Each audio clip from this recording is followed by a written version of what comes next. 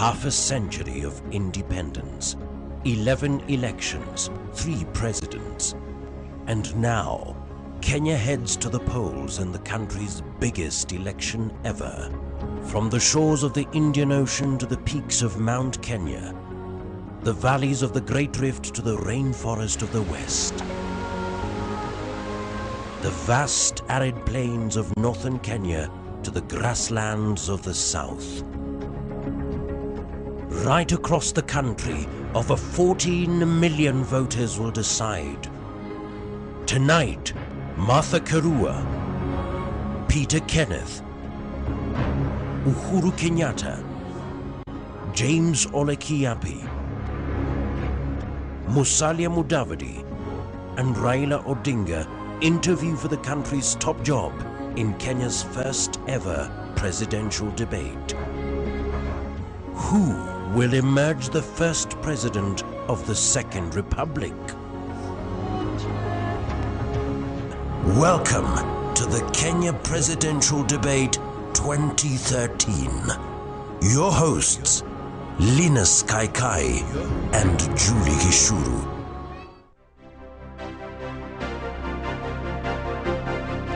Good evening. Welcome to the first of 2 presidential debates intended to give you a comprehensive picture of the candidates, their outlook on the issues, their policies, and their commitments on the matters that are of greatest concern to this nation. This debate has been organized by the Kenyan media and is coming to you live on all participating television and radio stations across the country. It is also streaming live online for the global audience. The next 2 hours are unprecedented in the history of Kenyan elections. For the first time ever, presidential candidates have together agreed to submit themselves to a debate on relevant issues and pertinent national issues. 8 of the presidential candidates are here tonight to debate each other before an audience.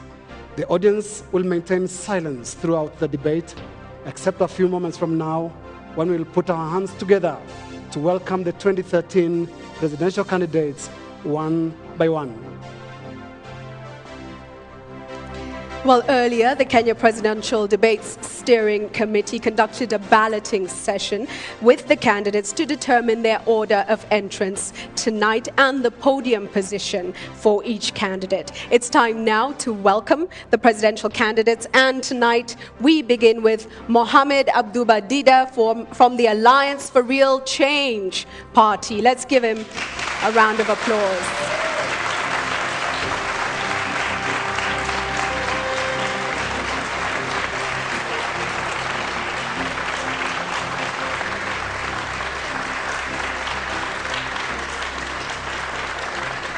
We will ask you to take the front of the stage for the moment. Please do come forward. Stand in front of the right podium. There. Thank you so much. Next to your podium. Thank you very much. Thank you. And we welcome the second candidate tonight in order of balloting again, and that is Professor James Ole Kiapi of the Rebuild and Restore Kenya Party, RBK.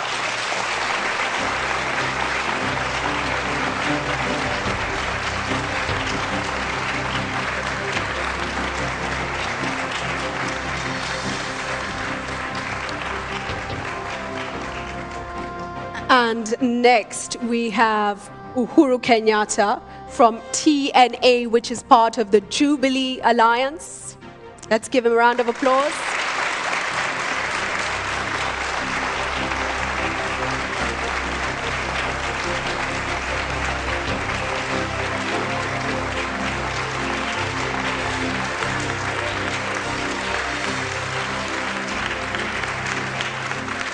And next on stage tonight, we do have the presidential candidate of the Kenya National Congress, and that is the Honorable Peter Kenneth.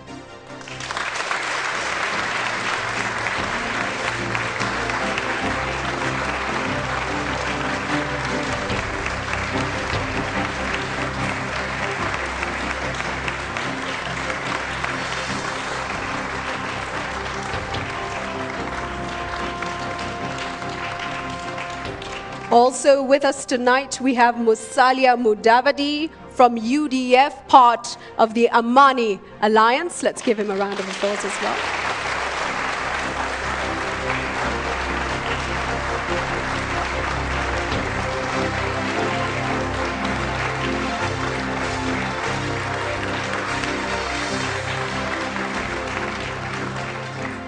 And now let's welcome to the stage the only female presidential candidate in this race, Martha Karua of the NARC Kenya Party.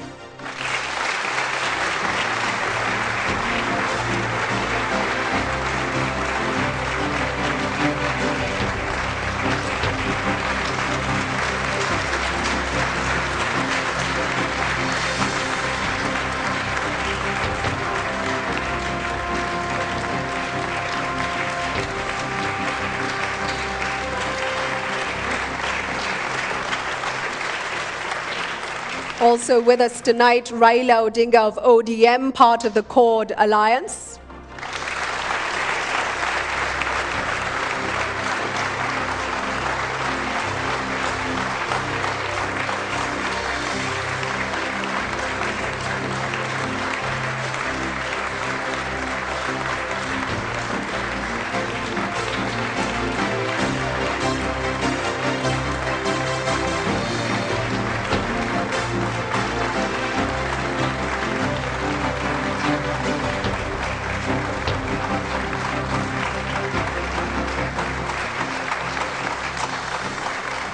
And finally, the last candidate coming in tonight, the Honorable Paul Mwite of the Safina Party.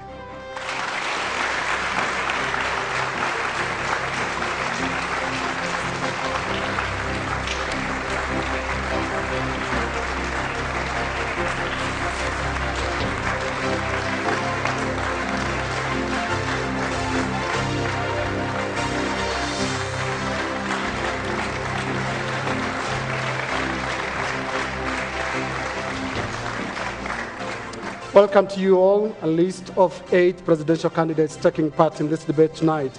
And the debate will focus on broad thematic areas of governance, security, and social services. Each candidate will be expected to explain their position in 2 minutes and will be given additional time for rebuttals. The rules of engagement discussed and agreed by each candidate requires them to treat and address each other with respect.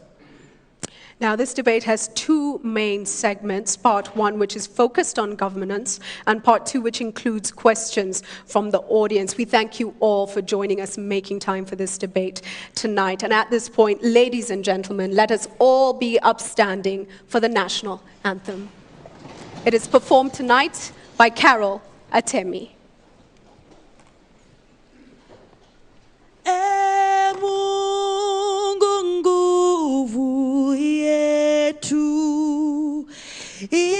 Ilete baraka kwetu, haki wengao na mlinzi, na tukae na undugu, amani na uhuru, raha tupate na ustawi. Amkeni ndugu zetu, tufanye sote bidii, nasi tujitoe kwa nguvu.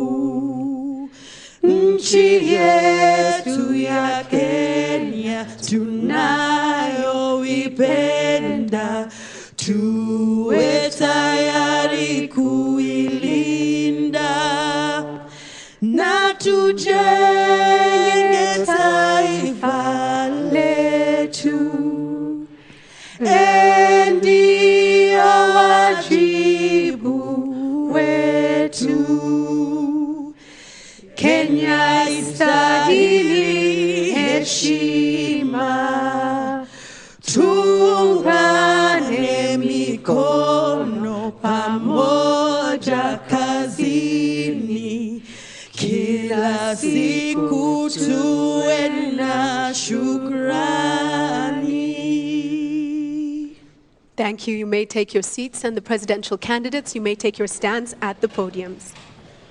At this point, I hand over to Linus Kaikai to take us through part 1 of this crucial debate. Thank you very much, and thank you once again, candidates, and welcome again to this debate. The first part is about self-introduction. We're not going into policies, we're just going into self-introduction. And this is your moment to do what you don't get to do in rallies. Tell us about yourself for 30 seconds. Who are you? And what is your strength? And in order of the ballot again, we will start with the candidate for the Alliance for Real Change, Mr. Abdul Badida. Thank you so much. My name's Mohammed Abdul Badida, and I usually like using the title Mwalimu because I'm professionally trained, and it is a noble profession, so I'm proud of it. I'm vying for the presidency, as you very well know, and my political party that nominated me is Alliance for Real Change, abbreviated ARK. Most of the media and many people mistake it for ARC, but the K is as per it appears. Thank you. Thank you, Mr. Dida. That is, you have only 30 seconds to introduce yourself. Let's go to candidate on platform or podium number 2. I'm James Olekiapi, and I've been a public official for 20 years. And I am very grateful to God today that I am here as one of the presidential candidates on this historic day in the Republic of Kenya. Good evening, viewers, and I'm glad to be with you. Thank you, Professor Kiapi. Let's go to candidate on platform podium number 3. Good evening, everybody. My name is Uhuru Kenyatta. I'm a proud Kenyan who has been in public service and as a politician for the last 15 years. I'm a husband, a father, and a person who is greatly committed to this country and who seeks to be given the opportunity to make my contribution to this country through the election that is due in the next few weeks. Thank you, Honorable Kenyatta. Next candidate on podium number 4. Thank you for having me here tonight. I am bothered by what I see as lack of basic facilities for our people. I'm here tonight because we must fix security, sort out infrastructure, fix water and sanitation, fix healthcare, and reform our educational system. We must grow our economy. I believe I have something unique to offer our country in terms of leadership. Thank you. Thank you very much, and this is a moment of self-introduction, so you confirm that you are Peter Kenneth. You had already said it. That's right. Let's go to the next candidate, platform number 5. I am Musalia Mudavadi. I'm the UDF presidential candidate in the Amani coalition. I wish to present myself to the Kenyan people so that I can serve them as the 4th president of the Republic of Kenya.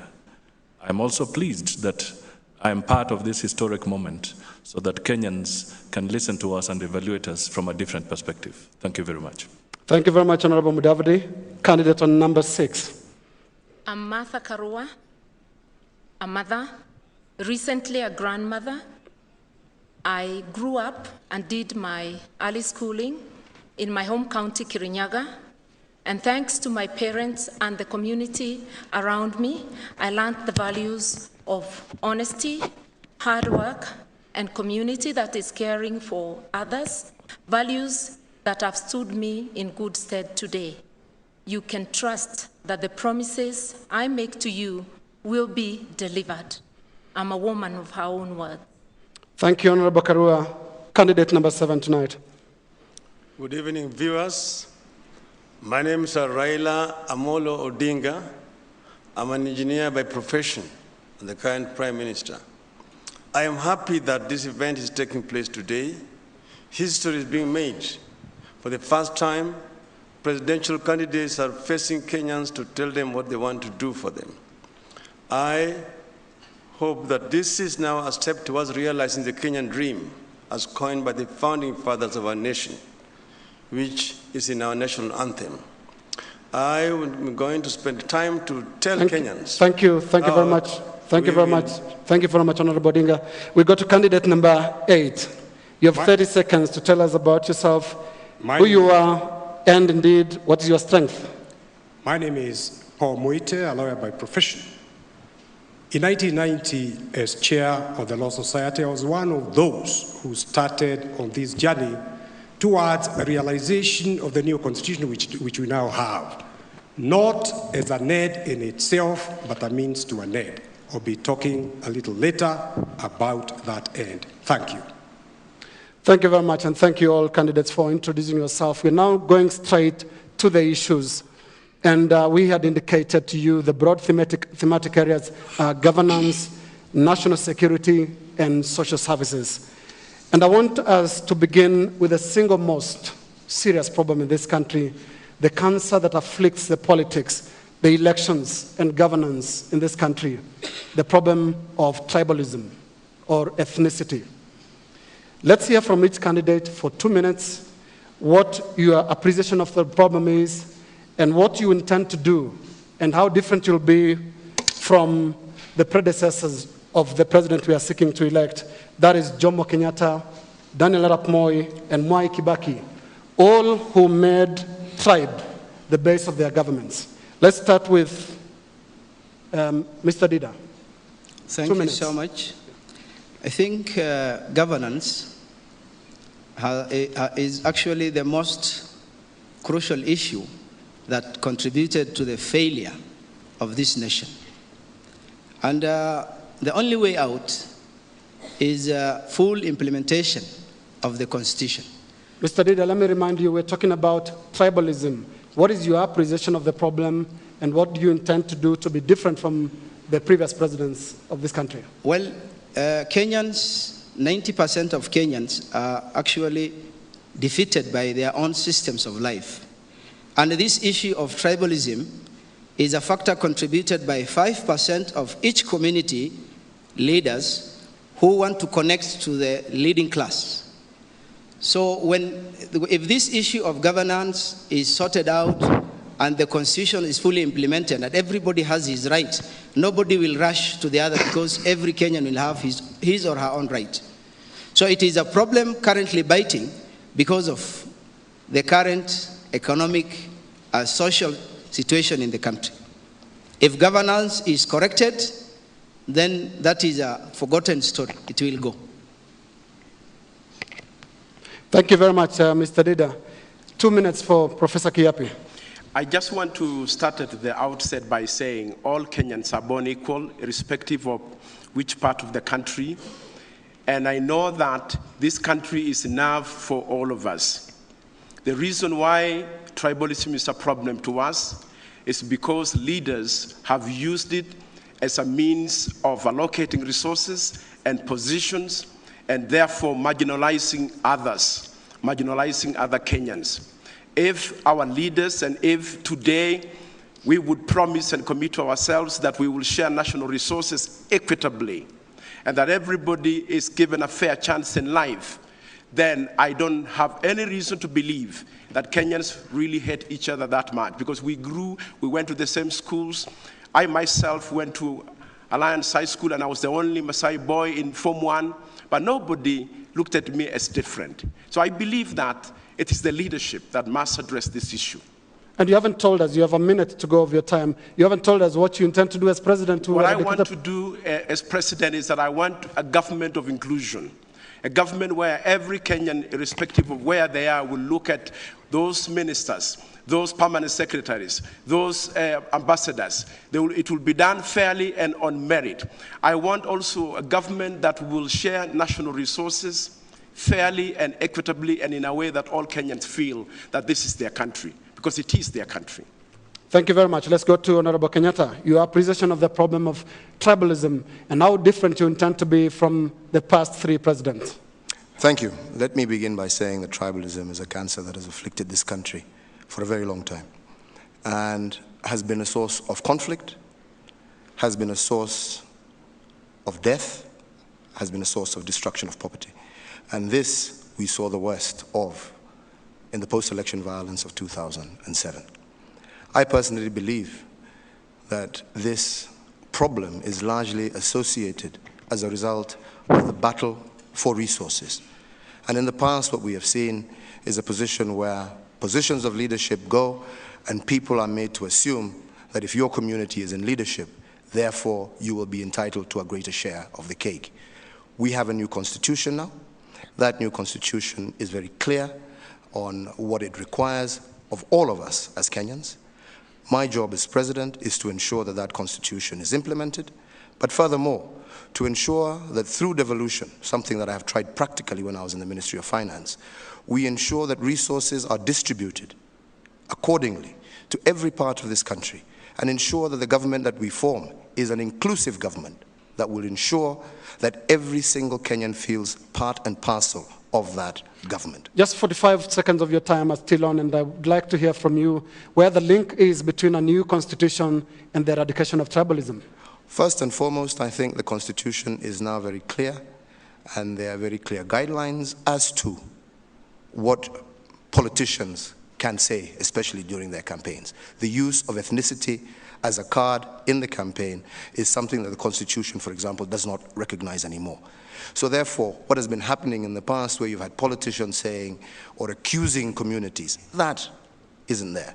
The hate speech that we have seen in the past, now we have laws that clearly control and ensure that that kind of language isn't allowed on any political platform. We cannot incite one another. We have to offer what it is our policies are that ensure that we eradicate poverty and deal with the real issues that are of concern to Kenyans. Thank you, Honorable Kenyatta. Honorable Peter Kenneth, your appreciation of tribalism? Yes, I grew up in this city, on the Eastlands part of it, specifically in Bahati, where all communities were represented and there was no tribalism. I had the opportunity to go to the Starehe Boys Center, where again was all communities represented. So I've not seen effect in my upgrowing of tribalism. Tribalism is an excuse that poor leadership and weak leadership gives to Kenyans. We come in and practice tribalism because we feel that if it is practiced, then that community A, where I come from, will benefit. We were never taught tribalism in primary. We never learned it in any institution of learning. It is something to do with leadership, and I'll say poor leadership and weak leadership. Now, we have a new constitution. We've always had sets of laws. It is poor enforcement and implementation that continues to drive us to tribalism, because all forms of impunities, if they were dealt with at an efficient space and speed, we would not have all these levels of impunities. Now, I want to tell you this.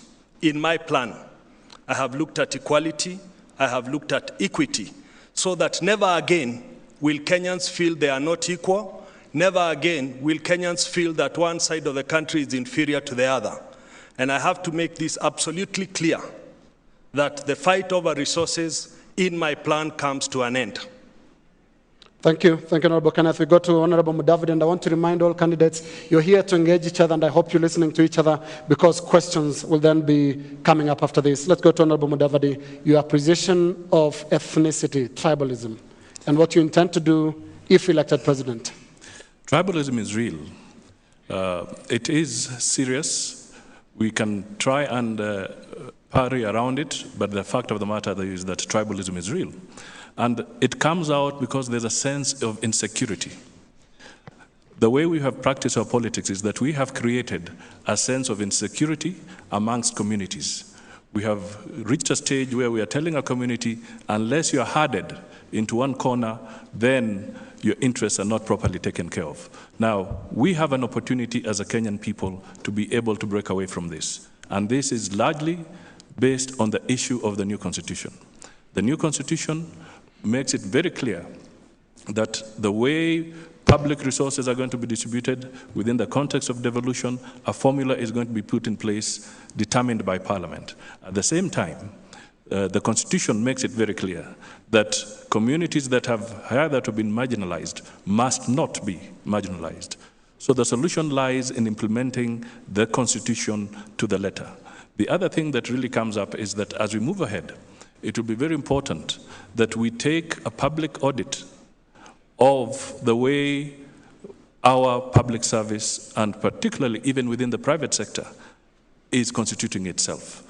Nobody should cheat ourselves. We should not cheat ourselves. It's so clear that if you did an audit, you will find that there are certain favoritisms that have been occurring in the appointment of public officers, and indeed, even within the private sector, where the shareholders, being based from one particular community, tend to favor people of their community. This must stop. Thank you, Honorable Mudavadi. Let's go to Honorable Karua. Your appreciation of the problem of ethnicity and what you would intend to do if elected president. Tribalism is a social and economic issue, more about perceptions and also about how resources are distributed. In every ethnic community, we have a section of the poor, in some areas more than in others, but there is no single ethnic community that does not have poor and desperate people. So it is the perception that because you're from community X, you have no problem, others are the ones having a problem. I think it's perpetuated more by leadership. We have to own up as leaders, take responsibility and lead people out of this. How I will deal with it as president, one is to ensure that we equalize all the areas in terms of development or bring them to as near as possible. And that is not just through the devolved funds, it's by deliberately giving more funds to areas that have been hitherto marginalized. When our development across the country, across the 47 counties, is as nearly as equal as possible, nobody will listen to leadership talking about tribalism. But now the desperation leads people to believe that a person from your ethnic group will do better. Secondly, it will be through public education. Nobody gets their food every day from their tribe. It's from their sweat of their brow. And when a citizen is sleeping hungry, their tribe or the leader from their tribe is not with them, it's that person and their God. Therefore, we ought to unite together to develop our country, but as a leader, I'll lead from the front, and I'll ensure that in my government, there is inclusion, both in cabinet and in other jobs, as we fight this scourge. Thank you very much. Let's go to Honorable Odinga. Well, Linus, ethnicity is a disease of the elite. The elite who are in competition for the resources in the country resort to ethnicity as an ideology. When Kenyans were fighting for independence, they were so united. The movement for independence was very united. Ethnicity reared its ugly head immediately after independence when the nationalist movement split. The elites started to coerce leadership for allocation of resources. Down the road next door in Tanzania, Mwalimu Nyerere introduced a very unifying ideology that united the people of Tanzania. We now have a legal framework to deal with this animal that is called ethnicity by ensuring that there is equity in allocation of resources in our country. If we faithfully implement this new constitution, then we'll be able to realize the Kenyan dream of our founding fathers, that is Kenya for all, not for just a few elites, by ensuring that all parts of the country get equity in terms of allocation of resources, that we promote education for all our children, that every Kenyan has access to Medicare, that all the social amenities are available to everybody, but most importantly, that people are united at the national level. When somebody goes on a national screen and flaunts ethnic figures to say that because our candidates come from these communities, because of this election has already been won at the time of registration, it's a very dangerous proposition because it basically rubbishes the other communities. We in CORD know that we have a solution to this problem. And your time is up. Let's go to Honorable Muite. I would begin by saying we need to accept we are 42 different ethnic communities in Kenya, speaking different mother tongues. And there is absolutely nothing wrong with that, because all these 42 communities are human beings with the same aspirations, same needs, and what have you. It is negative ethnicity that is a problem. And that comes about because of the high levels of poverty in this country. because of corruption, because of impunity. So people feel insecure and wrongly believe that they can only advance economically and socially if one of their own is in power. How would Safina tackle this problem? It would tackle this problem by rearranging the economic social problems so as to target the majority poor, like harvesting rainwater from Pokot through to Turkana, everywhere, including Masaini, so as to give opportunity. We can grow everything. Let's start with the basics. Let us begin by feeding ourselves adequately, because it is a shame that every 3-4 years we have to go begging food, and yet we can feed ourselves. Let us invest in agriculture, research, so as to come up with high-yielding seed varieties from cotton to maize to everything, value-adding to what we propose. I think if people felt economically secure, they will think less and less of their ethnic communities, because everybody needs the same things. Thank you. Now, candidates, viewers watching you at home and even here in the audience, having listened to your opening statements on ethnicity, would then wonder why some things are done the way they're done. And I want to refer all of you, and some of you specifically, to campaigns, current campaigns. None of you have referred to the campaigns, and I want to refer you to that. Campaigns have taken the shape of a contest between tribes or blocks of tribes. I want to specifically put on the spot CORD, the Honorable Odinga, and Jubilee, the Honorable Uhuru Kenyatta, to immediately, right now, respond to that perception that both of you are indeed leading tribes or blocks of tribes, and specifically against each other. Starting with Honorable Uhuru. Thank you very much. Let me say this. Our Jubilee platform is a platform that has been built on issues.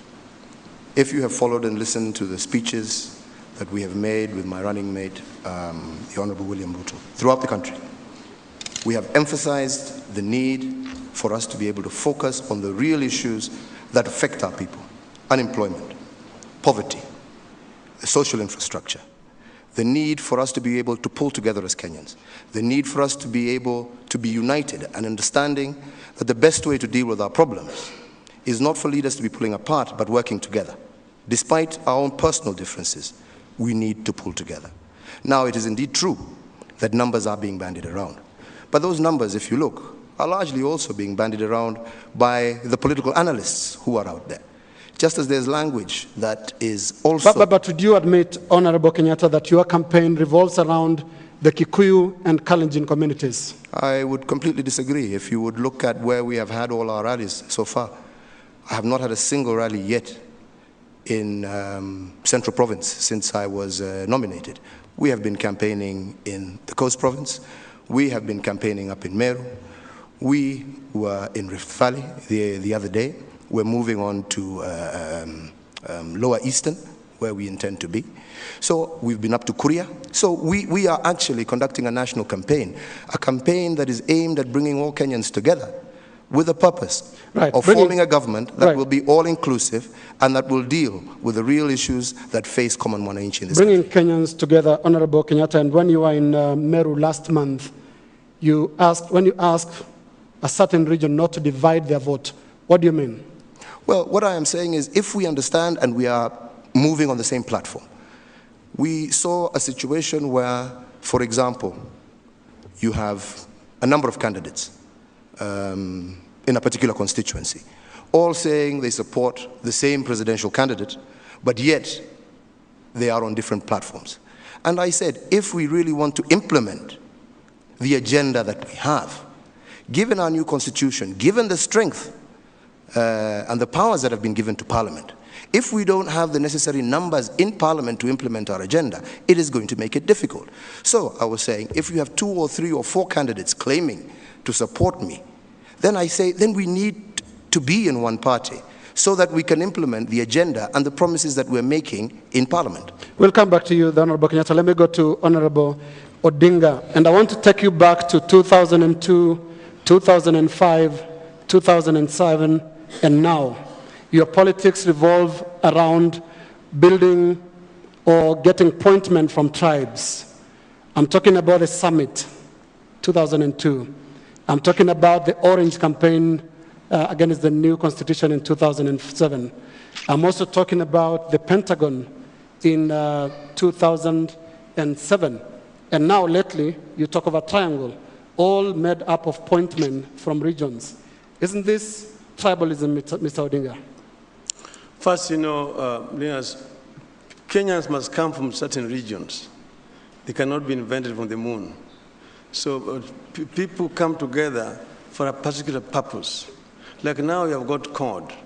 It's a coalition of the willing. People who have come together because of certain values that they share together. In 2002, that was the third time that the opposition was going for an election. Remember, we lost in 92. We lost also again in 97. So in 2002, we decided to come together and rally behind one person. And that's why I said Kibaki Tosha. That was to unite the people of Kenya, to unite the people said the Luos could not vote for Kibaki because it was a Kikuyu, and no Luo can vote for a Kikuyu. I said, Kikuyus are Kenyans, and there was never a war between Luos and Kikuyus.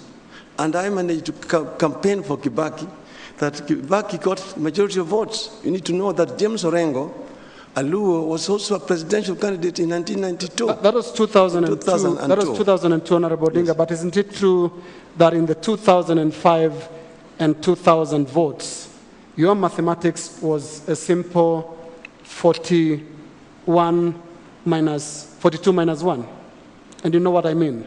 That is a creation of the media. Nowhere did anybody talk about 41 versus 1. That was actually a propaganda. We talked of uniting all the people of Kenya, and we were running against an incumbent who happened to come from one particular community. But ODM was basically a national movement which brought in the communities from all over the country, like CORD today. CORD is a national movement which has brought Kenyans of all walks of life, different communities. And we have never talked about ethnicity. It is our opponents who are being ethnic figures to try to intimidate the other communities by saying that, oh, this election has already been won because the candidate and his running mate come from this community and so many are the votes which are registered in this community. We are saying that basically misses the point. The point is that every Kenyan matter, whether it's an El Molo, the smallest tribe, or a Kikuyu, the biggest tribe, let us work together to unite the people of this country. This is what CORD stands for. One Kenya, one nation. For all. And I'm going to the rest of the candidates now, but before I go there, still to Uhuru and Raila, the question of the rivalry between the Kikuyu and the Luo communities, which is at the epicenter of the Kenya's ethnicity problem. There are people who view you, a lot of people view you as taking it on from where your fathers left it. Jomo Kenyatta and Jaramogi Oginga Odinga, both of you picking it up from 69. Uhuru. Kenya has come a long way since then. And I want to remind those Kenyans who maybe have that feeling that they just need to look back into recent history. You know, as late as 1997, we were together with the Honorable Raila in the Kanu government. And we campaigned together until the time of Kasarani. We parted ways and he went to support Mwai Kibaki. Soon thereafter, the 2005 referendum, again, we campaigned on the same platform and he led the No campaign for the Constitution at the time. And I supported him and campaigned throughout the country. So personally, I have no differences with the Honorable Raila. I see him as a colleague, I see him as a brother, but we may differ on how to handle some of the issues that face this country. And I think that is why we have elections, so that the people of Kenya are given an opportunity to choose between the candidates. Honorable Odinga? No, I basically agree totally with my brother, Uhuru Kenyatta. We have nothing personal between each one of us. In fact, we are best of friends. And you remember, if you go down the memory lane, my father spearheaded the struggle for release of Jomo Kenyatta from prison. He was a Luo, Kenyatta was a Kikuyu, but they were united. in 2002, I said Kibaki Tosha. Kibaki is a Kikuyu, but I said Kikuyus are Kenyans. So we managed to unite the people behind him. We disagreed on the issue of MOU and on the Constitution. And on that issue of the Constitution, me and my brother Uhuru Kenyatta were on the same side. We campaigned for a no, and that's where the orange was born against the banana. But now we want to see that Kenyans make an informed choice on basis of policies. Jubilee has got a policy document. CORD has got a policy document. Thank you. Thank you, Honorable Odinga. And I want to bring in the rest of the candidates now on this issue of ethnicity, particularly what is emerging tonight, and generally that greater responsibilities lies with CORD and Jubilee on the question of ethnicity. And I want to bring in Martha Karua. What I would like to say is that Kenyans can hear for themselves today, the leaders denying that there's no tribal overtones. Kenyans are the judges.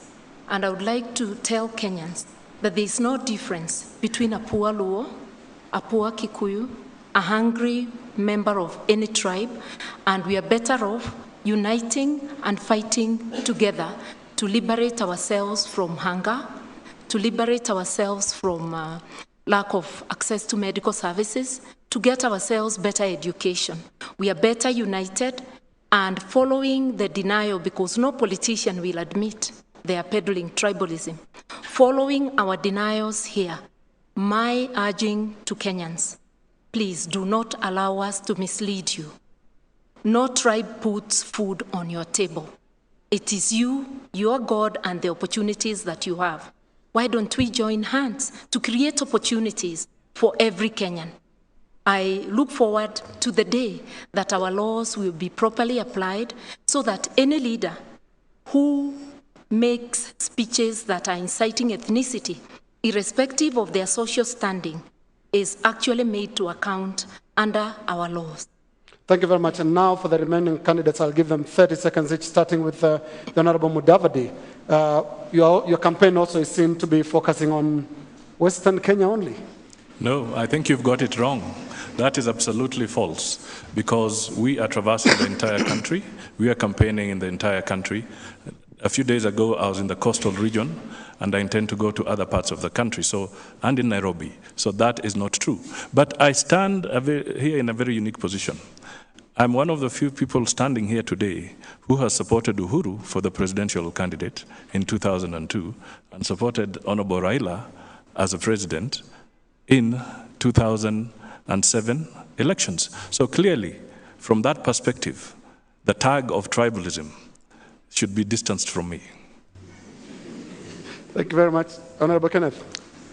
Well, I'm very surprised tonight because we are being economical with truth. We need to look at the Kenyans right straight into the eye. We have wiped tribal emotions since we became a multi-party state. That's why we have hundreds of Kenyans in IDP camps. It is tribal emotions. And this is why we must now start discussing issues. We must start being realistic. We now must start thinking that we must elect what is right, not what is convenient. We must break away the historical bondage that we've been tied to in the last 50 years. Thank you, Kenneth. And let's go to Professor Kiapi. Professor Kiapi, you come from a very small tribe, and you're talking about big numbers, big ethnic numbers. Do you think you count? I count because I believe that the many Kenyan people are also tired of what I'm tired of. And I want to say this. The formula in Kenya since 1960s has always been, near election time, the leaders who want power, and there's nothing wrong getting power, must always sit down and look at the ethnic arithmetic, and then you know which block you can pull. And in between, the nation will be and has been divided right down the middle. And I think that was the reason that informed RBK, my party, Restore and Build Kenya, to resist the temptation to be part of blockings that will continue to divide Kenya. And it doesn't matter how long it will take, we will pursue that philosophy that we want a country that is one and united in every way, including in our own party. Thank you. Thank you very much. We need to move to the next topic, but Dida, on the question of ethnicity that we're discussing here? Yeah, this issue of fear, insincerity, and betrayal that these leaders may swallow us started in 1965 when KADU was formed. One stylistic device that is commonly used in the Kenyan administrative system is irony, where you talk exactly opposite of what you mean. And it has gone, now it is dramatic. Who were the leaders for all those times when we are discussing tribalism in the 21st century? Who were those who were in the box leading? The same leaders are trying to, if your football team fails scoring or winning, and you change their uniform, it won't help. Dear Kenyans, listen well, and it is up to you to judge. Thank you. Thank you very much. Honorable Muita, do you agree that the players are the same, the jerseys are different? Well, first of all, let me say how pleased I am to hear the Right Honorable Prime Minister saying that the mantra of 41 versus 1 was a creation of the media, and the media does very many crimes. But it needs to be renounced more and more and more. But let us admit that ethnicity is a major challenge in our politics today. Poses a very major challenge. And really, the route to eradicating ethnicity is through empowerment, economic and social empowerment. Because every person, irrespective of their tribe, wants adequate clean water, decent housing, access to affordable health care, and so on and so forth. So let us move towards getting Kenyans to ask us as leaders, how are you going to improve my economic, social situation, rather than vote for me because I come from your tribe. Right. Ladies and gentlemen, we have to bring this to a conclusion and go to the next question. You may remember from the dailies yesterday, if you had a look at them, there was a caricature of this debate. And right behind you was a huge elephant, a very, very big elephant towering over all the candidates. We now want to bring the elephant into the room, and that is the ICC question. And I want to begin with Uhuru Kenyatta. Your trial for crimes against humanity begins in April. For 2 minutes, Honorable Kenyatta, provide the public with a clear plan of how you intend to govern if elected president, and at the same time, attend trial as a crimes against humanity suspect. Thank you. And I have said this severally. First and foremost, the issue of the crimes that we are accused of. We have not been found guilty in any way whatsoever. This is an ongoing case, and we and my deputy have made it very clear that it is indeed our intention to follow the process through and to ensure that we clear our names.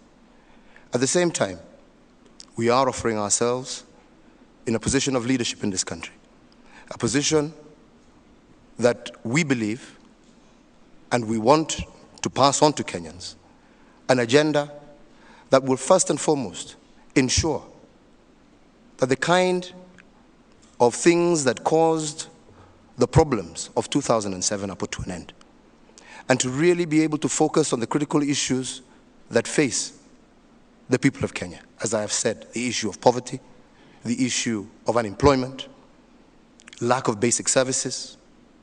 And it is on that platform that we are campaigning. Now, like with everybody else, and I'm getting there, like with everything else. We need some clarity, Honorable Kenyatta. Yes. The question is, how will you govern if elected president, in the first round, for example, your trial is in April? I was getting to that point, and what I was saying is that the way it currently is, many Kenyans are faced with personal challenges, and I take this as a personal challenge. I'm sure that my colleagues here also have other challenges. But those challenges do not prevent one from continuing with their day-to-day job. If the people of Kenya do decide to vote for me as their president, I will be able to handle the issue of clearing my name, while at the same time ensuring that the business of government continues, our manifesto and our agenda for Kenya is implemented, and furthermore, even if we look at the current situation, the ICC itself, in recognition of the fact that there may be this issue, are even saying we can move this case closer by. In 2 days' time, and we are in the middle of a campaign. We will be having a status conference. That status conference will be handled through video conferencing. The business of government will not end. Honorable Kenyatta, just a moment. Mr. Dida, you want to interject on this? Yeah. Sure, go ahead. According to the culture of justice, if you are found suspected of a crime, the norms that we had is you step aside until you are cleared. If there is nothing with you and you are found not guilty, then you resume your office. Why is it different with Uhuru and his friends? Okay, Honorable Kenyatta. Let me state this. The position I am looking for is an elective position, not an appointive position. The position I seek is given by the people of Kenya through their democratic, which is their democratic right. And it is also my democratic right to present myself to Kenyans. They know full well the issues that I am confronted with. If they so choose to elect me, it means they have confidence in my ability to discharge my duties as president while still handling the case that is before me. Thank you. And some of your opponents have raised the ICC issue as an integrity question in the campaign trail, and I want to bring in Martha Karua because you've been on record about the ICC question. Yes, I consider it a matter of display of impunity. Like what the opponent, Mr. Ndida, has indicated. We have laws, the Public Officers Ethics Act. If you're just suspected of crime and you're a public officer, you're supposed to step aside to facilitate investigations. We have another law, the anti-corruption law. It demands if you're a public officer and you're charged with a criminal offense, you actually stand suspended. You have to be suspended pending the outcome. So since the charges were framed, my brother ought to have been suspended as a deputy prime minister, and if he gets elected president, the question is, are you going to be suspended before taking oath or after taking oath? Any Kenyan can go to court to challenge the position in office because as our law stands, there is that hurdle. Yeah. And Kenyatta has a right of reply to your remarks. I want to be very clear again. The job that I seek is going to be given by the people of Kenya. The people of Kenya who full well know the personal issues that I am confronted with. If they so desire to still give me that job, and it is indeed my hope that they will, it means they have the confidence in my capacity to discharge my duties as president while still proceeding to clear my name. Secondly, I think we need to distinguish between an appointed position, of which that is not what I'm seeking, and an elective one. An elective one, not with anything hidden, but with Kenyans knowing full well the charges that are before me. So therefore, as far as I am concerned, and there is a case already in court, and I do believe that case will be heard, I think it's this week, and the issue of the integrity question will be, without a doubt, resolved. And I'll give the rest of the candidates 30 seconds, starting with Peter Kenneth on the same issue. Yes. First of all, I voted for the local tribunal, and we didn't succeed. Because I also feel we have put too much concentration on the 4 indicted persons. And we have many Kenyans out there who are still languishing in very poor situations arising from that event of the last election. For me, I would go with the presumption of innocence until proved guilty. I would like to defeat my brother in a proper electoral process rather than have him eliminated so that we can square the ball out squarely. But I also want to say this. Article 10 of our Constitution on national values and Chapter 6 are very key, and we need to address them even as we address the issue of ICC. Thank you. Honorable Mudavadi. Yes, I think this is a very delicate matter for the people of Kenya. One of the important things that we must figure out is that as we try to come to the next election, what is the destiny of the Kenyan nation? This is absolutely essential when we are conducting ourselves and conducting our politics. Nobody should actually be facing trial outside Kenyan soil. That is something I believe in, and that is something I also voted for, But are you then so that we wanted a local tribunal. But the point I'm trying to make here, and I want to make it very quickly, is that there are definitely implications on how the Kenyans will conduct their vote. This is something that we have to grapple with. They have a freedom to make the choice, but we are seeing dangerous signals that need to be thought through by the Kenyan people. But 5 of you here were in that cabinet that failed to bring the trials to Kenya, make it a local process. Are you then admitting failure of leadership on your part? We are not admitting failure of leadership on our part. I think we are dealing with a situation where people did not understand a situation at that particular moment in time. And I want to say that I, and indeed some of the people who are here, fought so forcefully to have this matter handled through a local mechanism. But there was also an equally potent member of our parliament, potent members of our parliament, who thought that they would rather have this thing handled outside. And they carried the day at that time. But on this one, I can tell you that quite a number of us stood for a local mechanism. Right. Honorable Odinga? Every Kenyan knows how I stood on this particular matter. Kofi Annan actually warned us about The Hague. And me and President Kibaki spent nearly 8 hours in Parliament trying to convince our colleagues to vote for a local tribunal. Unfortunately, 2 of our colleagues who are now in The Hague are the ones who led the campaign against a local tribunal. Unfortunately, I am the one who is now being accused of having taken people to The Hague, because nothing could be further from the truth. I do not want to eliminate any kind of competition. That's why I would rather have my brother on the ballot. But I know that it will pose serious challenges to run a government by Skype from The Hague. I know that it's not practical. Thank you. Honorable Moite?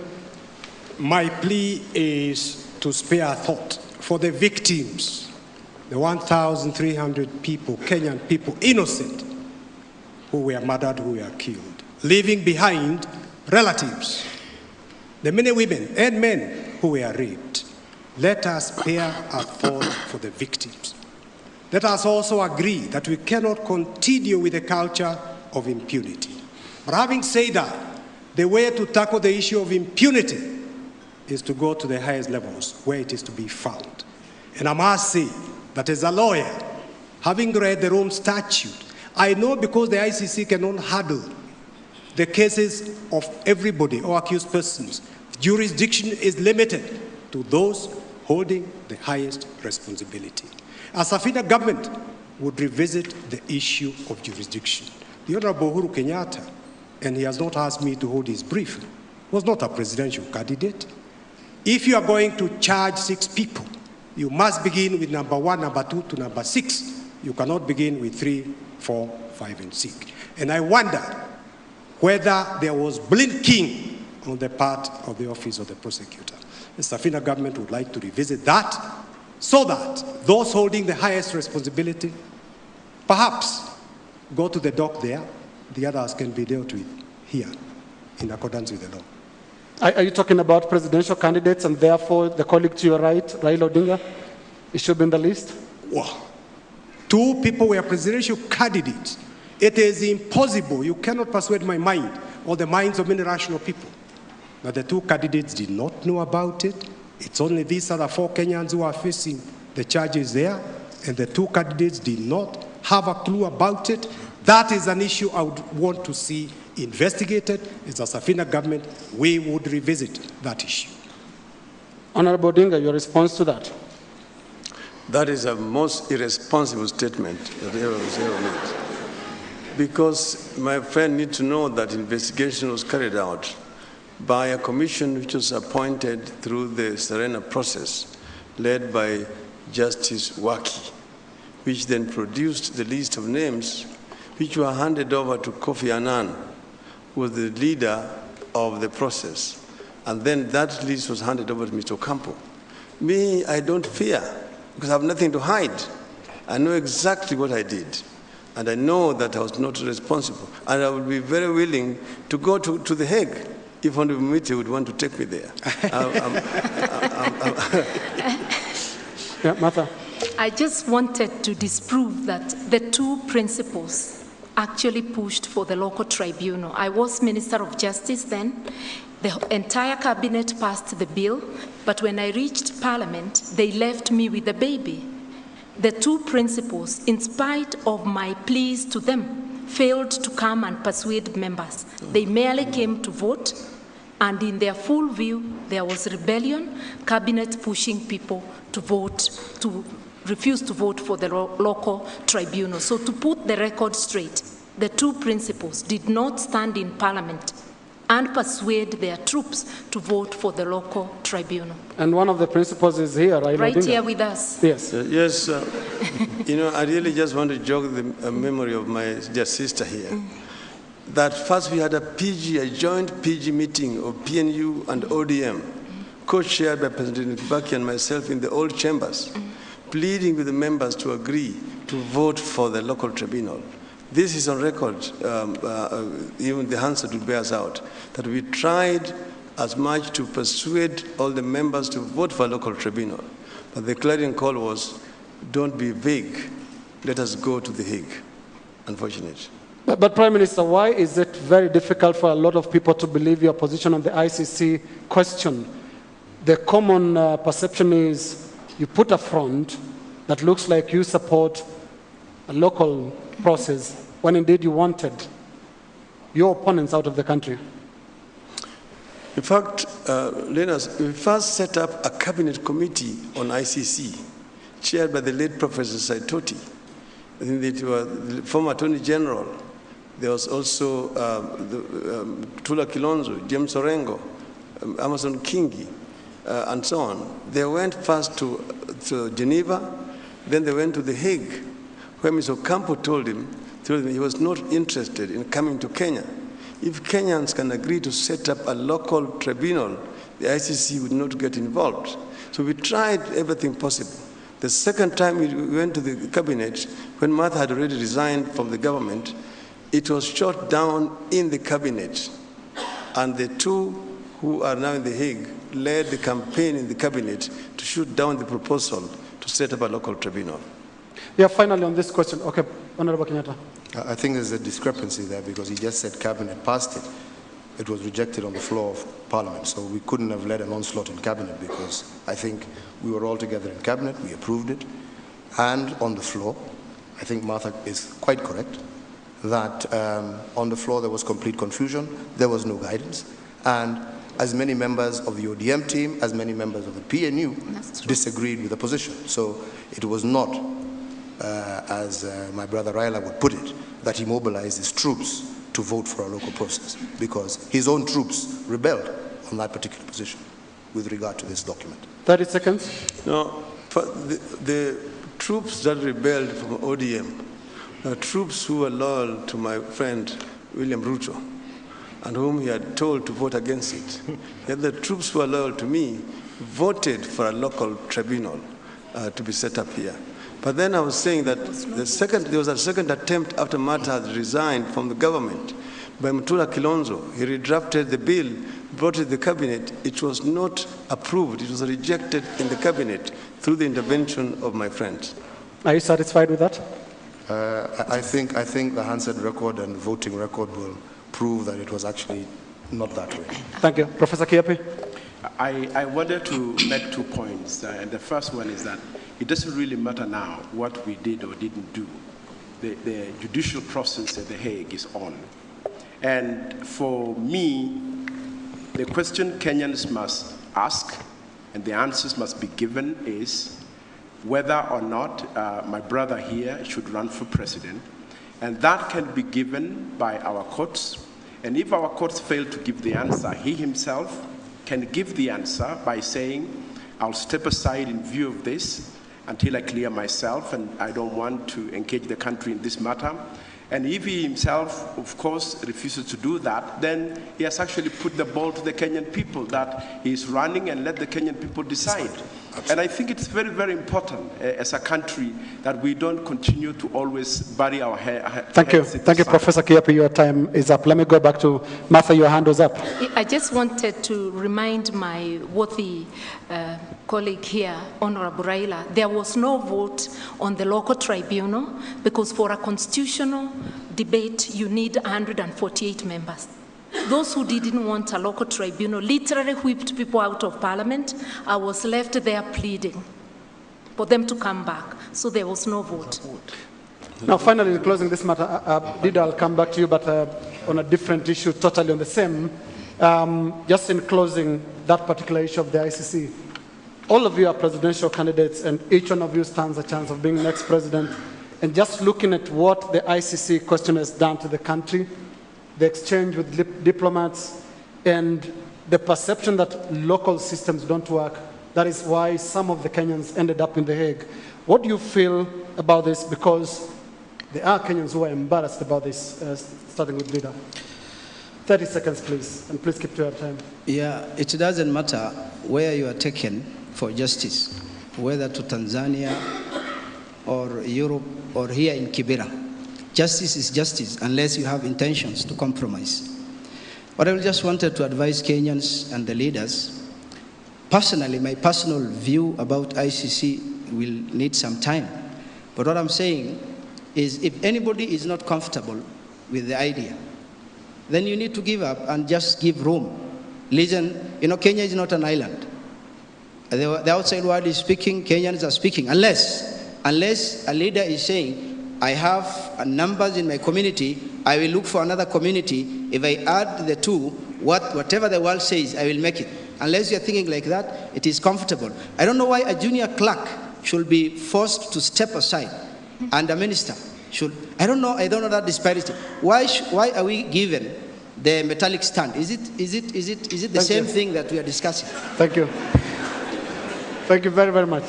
Let's go to Professor Kiapi. For me, there are two key things in our country, and one of them is that we must build the capacity of our institutions.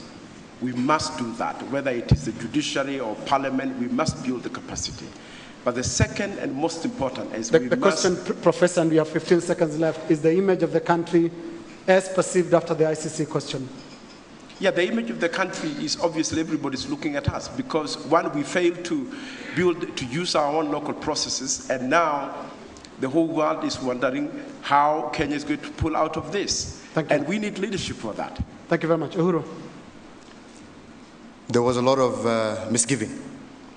And I think it was that misgiving which was used in the 2007 election that our courts could not be trusted. That is why some of us here went to the street. The disrepute of our courts started there. And it caused us a lot of problem, but we now have a new constitution. We want to build on the institutions that we have. We want to build and rebuild the judiciary to restore confidence in the people with our own judicial system. And that is something that I as president will continue to support as I continue, because that is the circumstance we find ourselves in, clearing our name through the international court where we are currently present. Thank you. Thank you, Honorable Kenyatta. Honorable Kenneth. Kenya is greater than all of us, and national interest must prevail over individual interests. And we must ensure that Kenya's best interests are in place. I am saying that because if we do not place Kenya first, and we look at our own individualism and look at it and square it out, it will not help Kenya. Kenya will live beyond all of us. Thank you, Honorable Davidi. It definitely puts us in a very awkward situation as a nation. And I would say that I would want to appeal to the Kenyans out there that this is not a laughing matter at all. This is indeed a very serious matter. And a serious decision has got to be made, because once we get to the ballot, and we hope we all can get to the ballot, you must ask yourself, is your vote a vote that is being cast for the Kenyan people, for the nation, or is it simply a vote that you're casting for a particular individual. I think all of us will embody certain aspects of nationhood. And I think that is important that it comes out clearly when the voting is done. Thank you. The issue is the image of the country. Honorable Martha Karua. Yes, the image of Kenya definitely suffers, but rightly so, because we have a judiciary that is reforming, but the entire criminal justice system has not been reformed. The judiciary alone cannot make it. We need a reformed prosecutor's office. We need a reformed investigations office and corrections services. I would move as president to make sure that the reforms of the criminal justice system are all-encompassing so that Kenya never suffers any other time. And let us remember that the IDPs, the victims of the clashes, have not had justice, and justice is key to reconciliation. Thank you very much. Honorable Odinga. Kenya is a sovereign country, a sovereign nation. We discuss our issues not at the behest of the international community. We need to do what we think is right for this country. People of Kenya should make an informed choice in electing their leadership without interference. But I believe very strongly that our judiciary right now has the capacity to deal with this issue and give direction to the country. Right. Finally, Honorable Mwita. We need to be proud as Kenyans that we have a new progressive constitution, very good constitution, setting up independent institutions and commissions.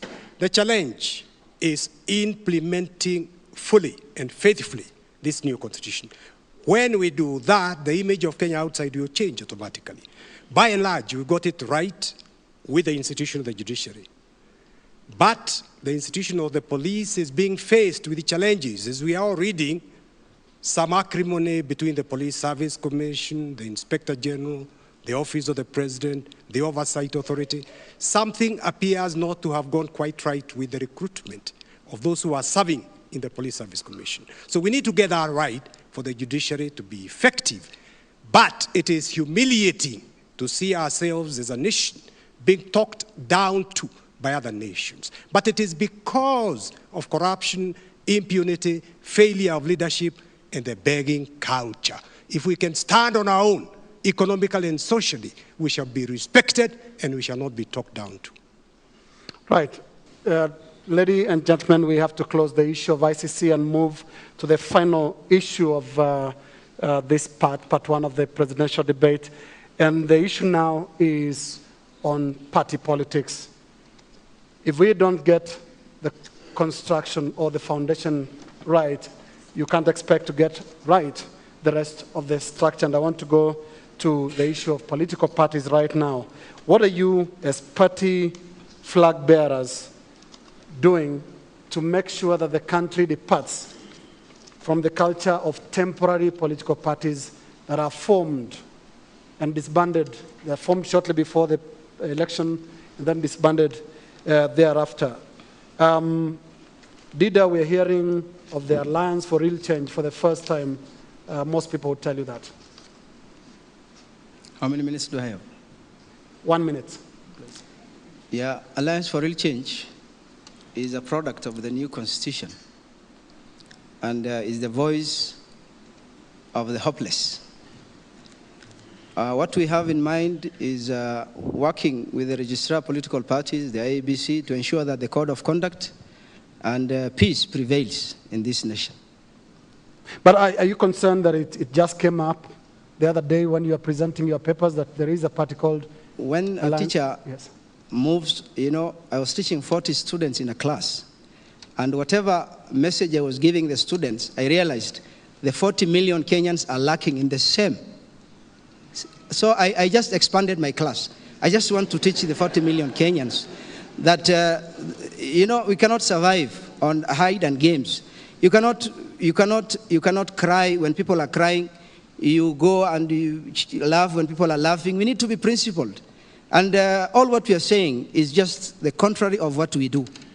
So I tried, we registered this party to clean up the legislature and the executive.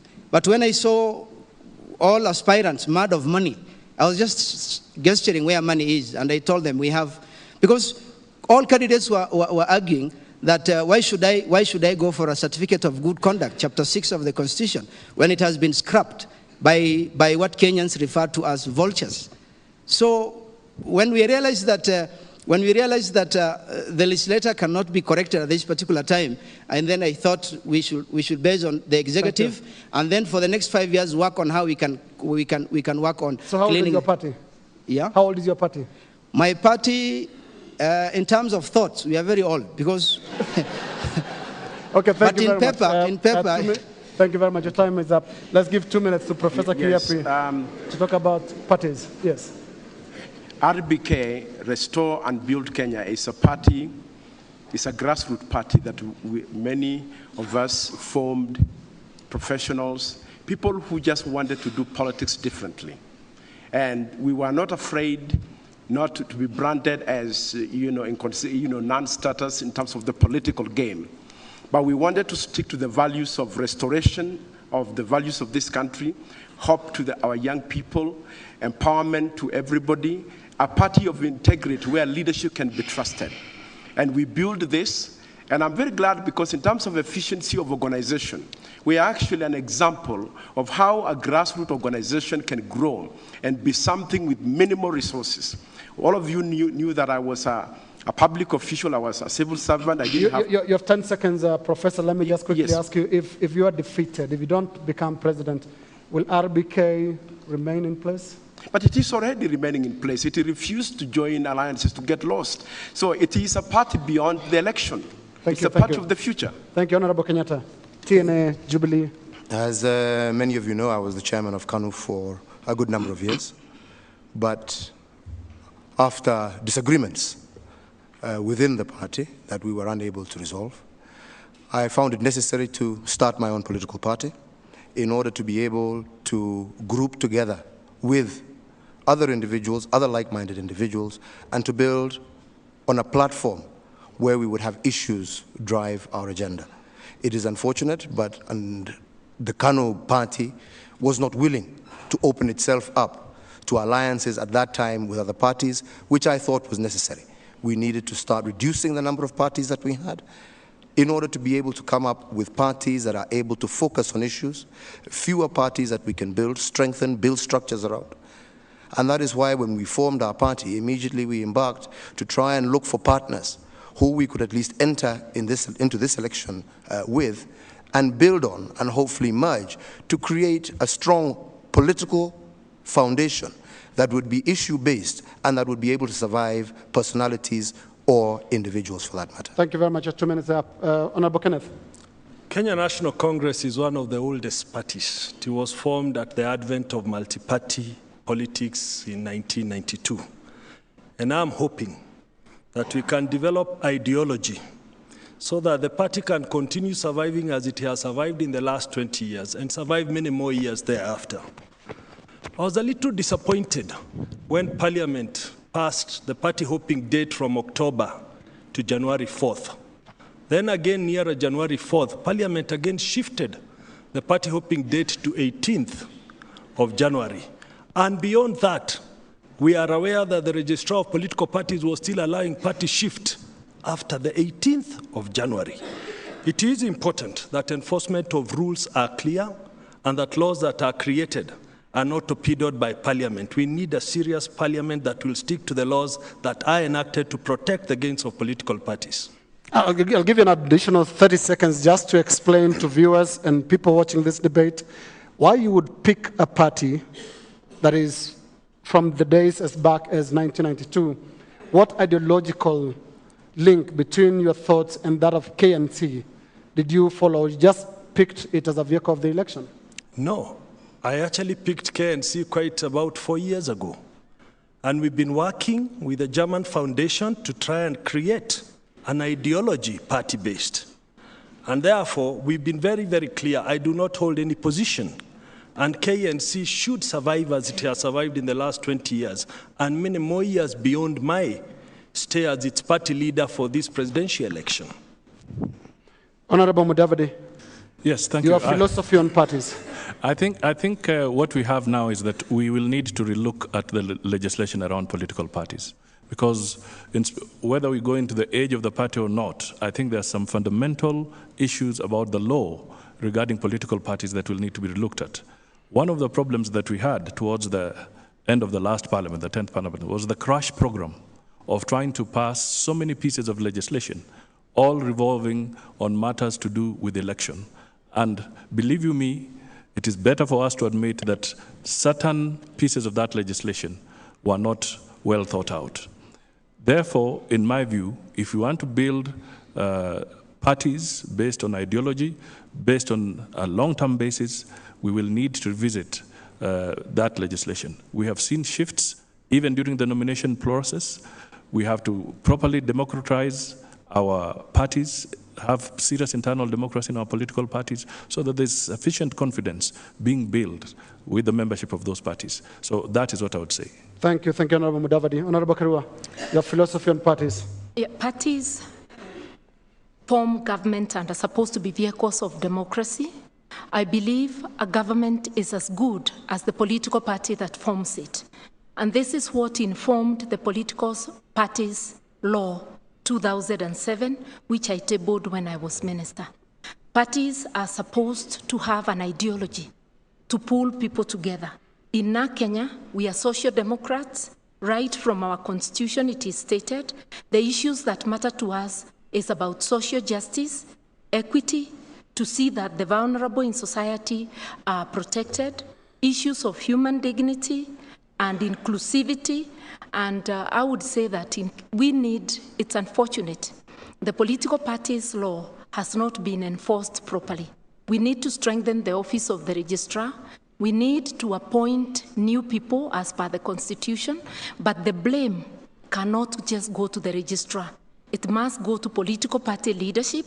It is the duty of the leadership to nurture democracy, transparency, and accountability. We do that in Kenya, and we have offices and networks throughout the 47 counties. This is a growing mass movement. Any party that does not practice democracy and accountability like was displayed openly during the nominations, the blame is on the leadership. Thank you very much, Honorable Karua. Now we come to Honorable Odinga. And it's curious to note that for the first time since 1996, when you went to Parliament on an NDP ticket, having abandoned Ford Kenya, you have not changed parties before this election. It is curious and interesting, and we want to hear what your philosophies on parties, your philosophy on parties is. Well, what happens in society emerging from single-party dictatorship? There's always a proliferation of political parties. What happened in Eastern Europe? You saw so many political parties emerge. In Poland, one time, a ballot paper was a booklet. Then after that, the parties begin to coalesce together and then form more coherent movements. This is what happened in this country in the early times of multi-party democracy. We left Ford Kenya, we formed NDP. Then we tried to reform KAN. We formed a union, new KAN we called it. We disagreed, we pulled out. We had LDP. We went and formed the NAC as a coalition, but LDP survived. You have 10 seconds to go, Honorable Odinga. Why do you change parties so often? Do you believe in parties? I have not changed parties. This is what I'm trying to say. LDP just changed the name into ODM. It is still the same party. We did not change the party as such. The ODM has remained up to now. What we have done, we have re-emerged with the ODM Kenya, which had changed its name to Wiper. And then for Kenya, we have formed now a coalition that is called CORD. We have a very clear agenda for change and reform. And our ideology is social democracy. And we are saying that we want to transform this country. So we have a very clear ideology, and that is what I've stood for right through. It runs a thread. What is the ideology? Social democracy. This is my political ideology. And that is right from the days of Ford, then Ford Kenya, then NDP. It has never changed. It is the name that has changed. But the principles and the ideologies that I stand for have remained very consistent. So I'm very firm to what I want for this country. Thank you. Honorable Muite. Well, the idea behind the Political Parties Act is to implement, operationalize Articles 91 and 92.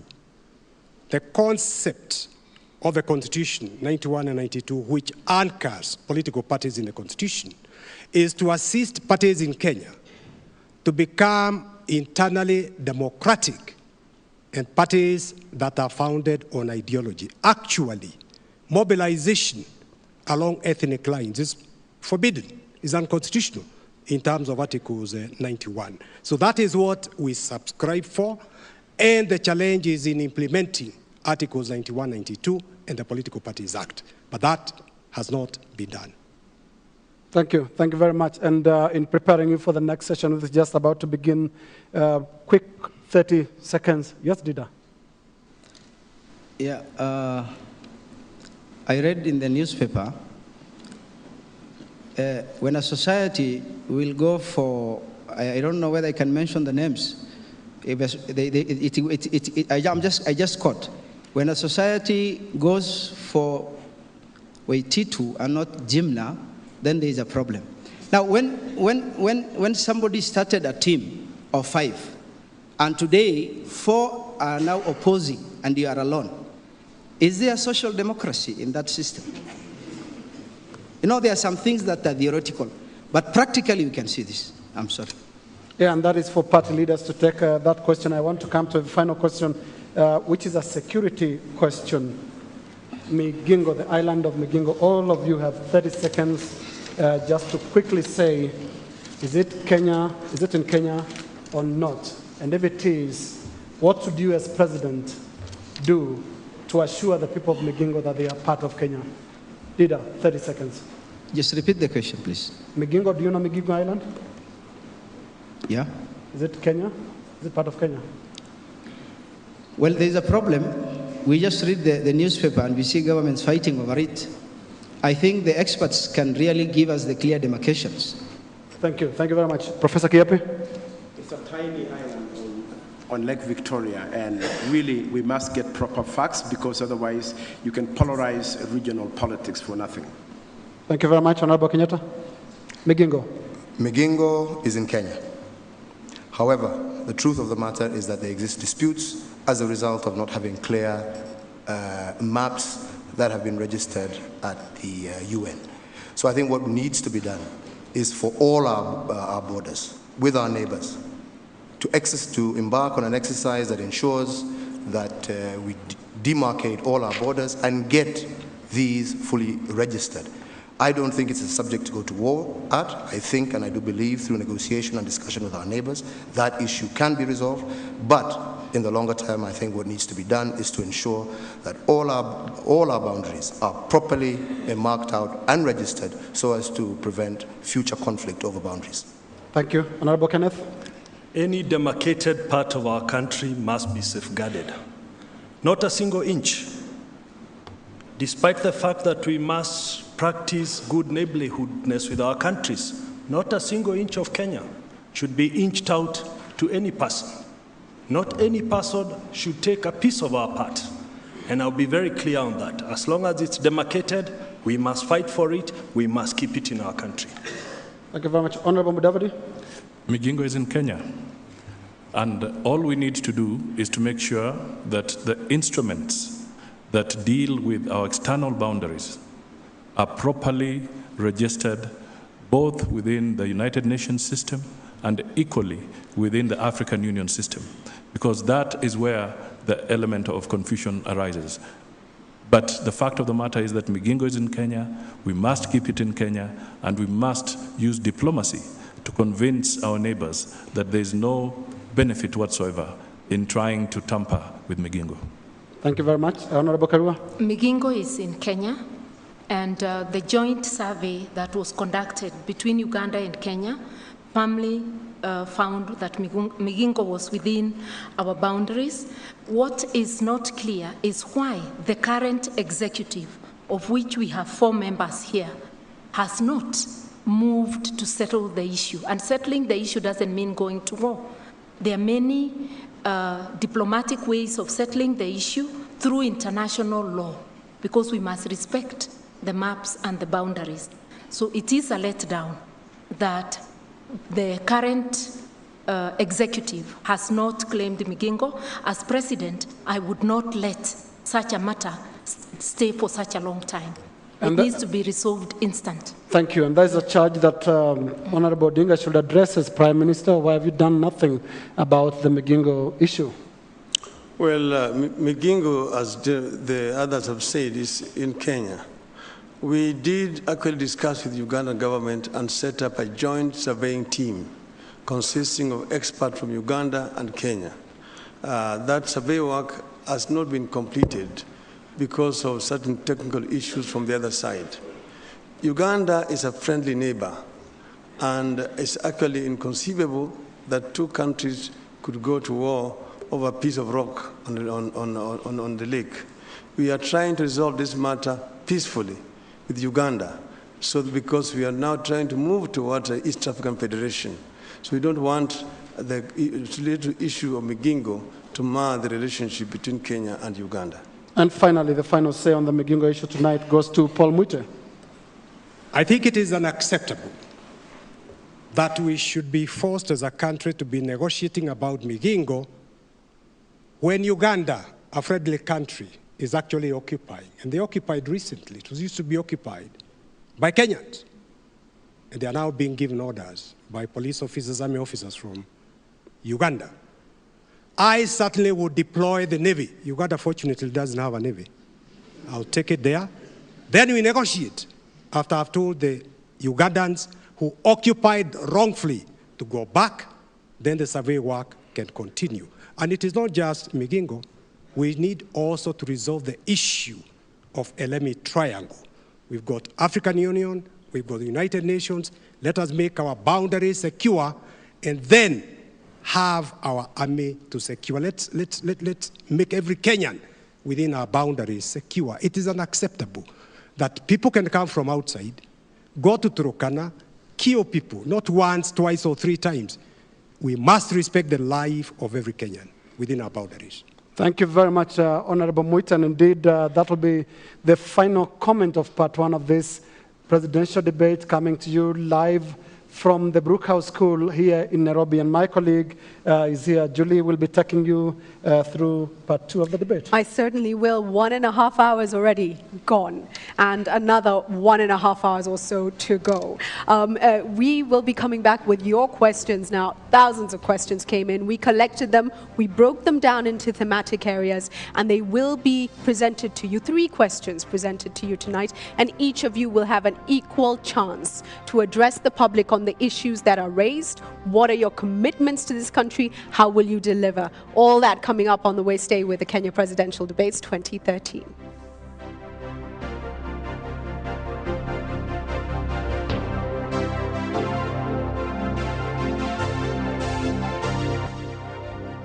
Thank you. Welcome back to the Kenya Presidential Debates. And time now for part 2. This is going to move quite fast. I hope the candidates are all ready. We're taking questions from members of the public who are with us tonight. And we start this session with a question from a gentleman based in Tana Delta area. Let's have Bwana Godana. Thank you so much. Go ahead with your question. Godana Dara. Start again, please. My name is Ismail Godana Dara. I'm from Tana Delta District. I'm asking this question on behalf of my fellow Kenyans. The problem of insecurity of late, we have observed a lot of women, a lot of children losing their lives because of insecurity.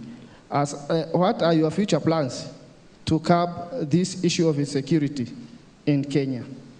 Thank you so much to each of the candidates. It's clear that both the domestic issues and external forces as well have contributed greatly to an increase in insecurity in Kenya, along our borders and within the country as well. What does your administration pledge to do for each and every Kenyan, irrespective of locality, social status, age? What is your commitment to this country? I'm going to start in the middle with Peter Kenneth.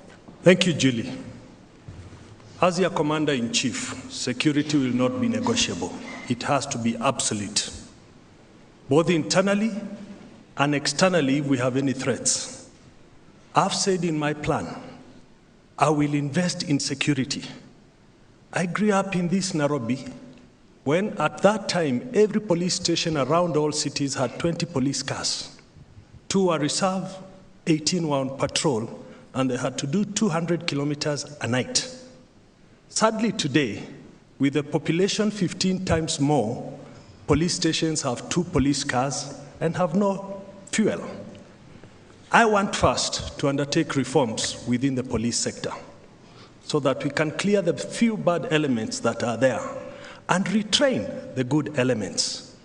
I realize that we have a housing shortage of our police officers to the tune of 27,000 houses. We have a shortage of 3,000 vehicles. Yet even the vehicles they have, they cannot undertake any patrols. It is a scandal, Julie, that our police officers can be killed in the manner they were killed in Baragoi by a better equipped cattle lustras. It is not acceptable. I will be hard on it. I will invest on security. The events in Tana River should never happen in a modern country. And not just Tana River. Not just Tana River. We need to equip our police. We need to empower them. At the moment, they are trying to do some job, but they can't do it without equipment. They can't do it without investments. Fantastic. Peter, how will you finance this? First of all, we have invested more in our armed forces than our police. Let me tell you, Julie, 10 years ago, our recurrent expenses were 160 billion. Today, our revenue is 800 billion. Our recurrent expenses are 850 billion. We can't survive that way as a country. We need to cut down. We need to reduce our expenses. We need to make a savings from our recurrent expenses. Your time is up, but I'm going to give you 10, 20 seconds. Actually, tell us where will you cut back? I am going to cut our recurrent expenses with unnecessary expenses in our budget, so that Which I ones can are direct unnecessary? Traveling, motor vehicle maintenance, and all the retreats and conferences that are taking up. I can assure you, having looked at our recurrent expenses, Julie, we can save between 150 to 180 billion of the current recurrent expenses. Thank you. Let me come to Honorable Musalia Mudavadi now with the same question. Yes, first I would like to address Mr. Godana, because he raised a very specific issue about Tana River. I was in Tana River area, Delta, early last week. And I want to state that they have a unique problem. Part of the problem is the economic situation and the communities that live there. One will have to have a multifaceted approach to this. You must create an environment where the communities are talking to each other and being able to resolve some of the issues without seeking violence. The other is a resource-based dilemma. We need to work on Tana River and the unique areas like Tana River in this country by making sure we can provide the basic issues, water, and be able to give them some of the very, very critical issues that they need so that they can avoid the conflict that they're going through. There was a commission that was put in place which is supposed to report on the causes of violence there. Up to this day, that report is not there. Do you feel much of the crime in this country is due to the struggle over resources? Yes, the Tana River area is a unique area. It's largely a resource-based conflict. Over and above that, then the politicians capitalize on it to inflame the situation. Now, the second aspect of it, because that is Tana River and some of the unique areas like Tana River, but in the long run, we must invest appropriately in our security agencies. It's not just about having numbers, but they must be better trained, better equipped, and this can be done by prioritizing issues of security, so that when we do allocate resources, we allocate them to the priority areas. You have 20 seconds. Can you give Kenyan specifics? When you say better training, better equipped, what are you pledging to the nation? Communication equipment, it has to be there. The mobility of the police must be there. And then the training to be able to detect crime and get sensitivities of these issues before they occur. We must learn to create a situation where they can prevent. And to get the resources, I can tell you, if we prioritize our programs and our projects, because there are some projects that we have in our budget, but they will take a long time to consummate. But we can rationalize our resources. Your time is up, and let me come to Martha now on the same issue. Martha, security critical, what would you do? I would invest not just in security, but in the root causes. One of the root causes is poverty and underdevelopment. We need good communication in the Tana Delta, both the roads and other means of communication, and this deters even pursuit of criminals when they strike, and the ability to detect. It's generally an area like no other, and it's very, very vast. I would invest in technology. There is technology that can help police or security agencies to police such areas without having to have a policeman at every corner. And I dare say that also investing in the welfare, that is the salaries and work environment of the police officers to raise their morale. Also investing in the community by way of campaigning so that they become partners with the police. It is not possible to have a secure environment if the citizens are not involved. But I've said about equipping hardware and software, that is technology. Let's talk about that technology. What does it entail? What exactly is it? I am imagining that they should be able to use satellite, because that's the only way you can manage very vast areas. Baragoi would not have happened if we were using satellite. The police would have been able to scan the area before going there. Tana River would be easy to police, and I would make sure that I make sufficient investment to secure not just Tana River, but every citizen, that man, woman, and child. As they go about their daily business, they deserve security. How would you finance this? How would you finance your security plans, Martha? I would begin with the exact budget that there is for security, cut wasteful spending fast, make sure that the budget that is there is efficiently used. This is what I did with the water sector reforms. I didn't look for more money fast. I first made sure that we efficiently used that money. And within 3 years, I brought down the cost of boreholes from 6 million to 1.5 million. It is possible. I have to stop you there, but we'll come back to that issue of irresponsible or inefficient use of funds in our ministries. Honorable Raila Odinga. Security has got two aspects, external and internal. First, we must make sure that we have secure borders, because we have got insecurity which comes as a result of small arms that come across the border because of the conflict in our borders.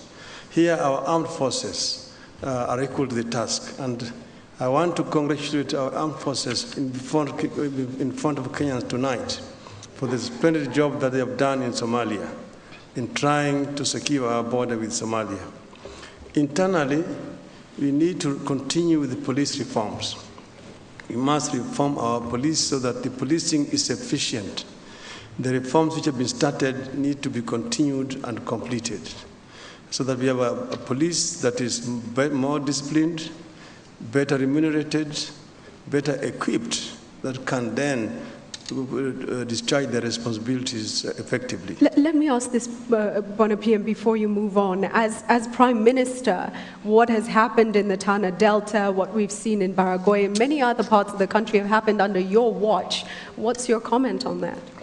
You see, there are certain historical issues that we also need to address, like the issue of the border dispute between the two counties, that is the Tana Delta the Tana County and Garissa County. All these need to be resolved. But you need to know that pastoralism as a way of life has now become unsustainable in the light of climate change. So we need to find a way of diversifying the economy of our pastoralists so that they can actually be able to exist in this light of this climate change. We still have now the cowboy culture, which was existing in the United States of America in the pre-industrial era. And this is still happening in our society today. Then we need to also improve community policing so that there is trust between the community and the police officers to be able to do proper policing. Finally, there's the issue of poverty. The insecurity which comes as a result of poverty can only be dealt with by dealing with poverty among our people. I'm going to come back to you because I think it would be great to have you give a comment to Godana, who is here today and has suffered at the hands of the insecurity on the government response and why perhaps it has failed to quell the issue. But let me come to Paul Muite now. Paul, what's your stand on the issues of both domestic and regional security? First, as a commander-in-chief, I would take personal charge. And a powerful message will go out. It is no longer acceptable, it's not going to be tolerated for communities to take things into their own hands. I would deploy the GSU. If need be, I would deploy the army because the message has to get across. Whatever disputes you have, let us resolve them as a nation, otherwise than through fighting each other's. So you'd be using a tough, you'd be using a tough hand. I think a message needs to get across.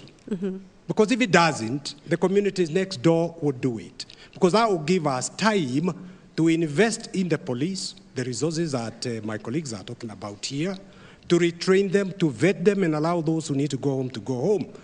And finally, it will give us time to address the root causes of it all, which is poverty. You need to come up with economic policies that are going to open up the country and give opportunities to every Kenyan wherever they are. That is long term. So immediate is a message that this is no longer acceptable. Okay, a stern hand, a firm hand. Let me come to Mohammed first, and then I'll come through to Professor. And the Tana River. Our political party, Alliance for Real Change, guiding principle is honest service to humanity. In Kenya, we have the best intelligence. And the Kenyan intelligence can tell you why 12 elephants were killed in 30 minutes. They can tell you, and in the papers you saw and everybody read, that anybody, those who caused a problem and commotion and still causing in Tana River were they were moved. They were moved to the place. So when security officers cannot do their work because of poor governance, then the only solution is they should be uprooted and you get a clean team. The other thing is, I asked so many Kenyans, why is this problem recurring? And it is only in Kenya where 80% are Christians and 20% others. But you walk for 2 minutes and you see a board, Mganga. Mohammed, so, I'm going to stop you there. I'm going to stop you there and ask you to address the question, which was, what would your government do? They say the problem in Tana River will continue because some of these leaders are devil worshippers. So what would your government do to resolve this situation? The only thing is we implement the constitution. Let every Kenyan officer, let every Kenyan employee, anybody employed in Kenya to serve, it should be given the mandate to fulfill the obligation. We are very innocent Kenyans. When we hear the alarm of an ambulance, we keep aside. Maybe it is not a sick person taken to the hospital, and it is rolls kilos of bunk. Okay, So what I will do is to put the right thing. We will call a spade and not a big spoon. Everything. The judiciary has its function, the executive has its function, the Kenyan constitution is very clear. There's nothing like this or this used to happen, no. We need to put everything in place. Implementation, you're saying, will work. Professor, go ahead, please. Julie, what happened in Tana River was totally unacceptable because it went on for almost 3 months and the government seemed almost unable to contain it. If I was president today and there is any problem anywhere in Kenya, I will ask the cabinet secretary in charge or myself to report to that place and stay there until the problem is solved. Before you address the long-term issues like unemployment, economic disparities, conflicts over resources, you've got to contain the problem immediately. You've got to save lives. We have got also to involve people. Look at the case in Nairobi where there is a bomb blast. Everybody rushes there. Nobody tells Kenyans that that is already a cause of insecurity to them and their lives. We've got to involve people and create major awareness. So the ministry in charge of security must be much more active than it is now. We must overhaul immigration department because there's too much corruption there, and a lot of illegal people are getting into Kenya and getting out. They're even selling our passports. We've got to stop these things. And corruption is the single most important cause of insecurity in Kenya. If we stop it and become serious, we can stop it. How will you stop it? You know, a lot of these cartels are entrenched, and if what we've heard from... I think number one, I will require all the security agencies to be clearly coordinated and a line of command established with one person who will be able to call the shots, because right now they're going in different directions. Two, we will make sure that we give them the tools and capacity. Three, the people themselves are the first line of defense. Let's engage the people in security matters. Okay, let me come now to Uhuru Kenyatta. And the Jubilee Manifesto goes into quite a bit of detail. It talks about, for instance, 15,000 new recruits a year. Tell us more about your plans, and are they too ambitious, perhaps? I think first and foremost, let me address Ismail himself and say that indeed the happenings in Tana River are most unfortunate. And let me say this, in my government, a crime will be a crime. No longer will one be able to hide behind their community. If it is murder, you're a murderer. It is not a community. If you are a cattle rustler, you're a cattle rustler. And you will be treated by the law in exactly that manner. As I say that, we need to also recognize that the problem in Tana River also goes a little bit deeper. There are also social aspects that are involved. It is a fight over boundaries. It is a fight over resources. In my government, we will ensure that the pastoral communities in those regions are given adequate access to water for their livestock and adequate also veterinary services for their livestock. We will ensure for our farming communities also in the region that we will expand the irrigation programs that were initiated by this government while I was at the Ministry of Finance and my running mate William Ruto was in the Ministry of Agriculture. We will seek to expand irrigation in those areas so as to reduce the potential areas of conflict. That said and done, insecurity is not just a problem of Tana River. It's a national problem. We need to be able to address it. I don't think we need to change our pastoral communities per se. I think we can turn our livestock industry into a productive sector. We need to train, to re-educate our pastoral farmers. We need to be able to ensure that we give them improved range management, water supply, so that, in short, they don't have to travel all those great distances. We need to commercialize our livestock farming. That said and done, to also reduce incidences of cattle rustling. I think using modern technology, for example, chipping or implanting chips in our livestock, would go a long way in helping track those animals and track culprits. Thank you. Your time is up. You've gone into detail on the pastoralist issue, but we will try and go into more on security in just a moment, because I'm going to put another question to each of you. We're speaking of security as we head into an election, and we all know what happened in 2007, 2008. And many questions have come in, this same question actually, put in different ways, with Kenyans asking, what will each of you pledge to do to ensure that Kenya is peaceful during and after the election? Let me start on this end and go all the way down. Paul, let's start with you. I have already started, as a party, Safina has already started, because we have steered clear of whipping up ethnic emotions. We have not mobilized along ethnic lines. And the way we will continue to be issue-based, we will continue to preach the economic policies we are going to implement in order to give everybody a chance. For example, in Taita Taveta, that iron ore which is being mined there, we'll make it a condition that a smelting plant be built there instead of exporting it raw. So, and we will accept the results of free and fair elections. And if you are dissatisfied, now that the judiciary is working, you'll go to court. We will go to court. We will not ask young people to take up arms. Absolutely. Let's go to Raila Odinga. Well, Judy, you know that Kenyans have now had about four multi-party elections. And the violence was actually before the elections. It was only this last time round in 2007 when we had violence post-election. And we all know what actually happened. We are saying that we don't want a repeat of what happened in 2008 to be repeated again in this country. We have said as CORD that we will accept the results of the elections. If we are defeated, we will accept defeat. And if there are any complaints, we will also go to court. Thank you.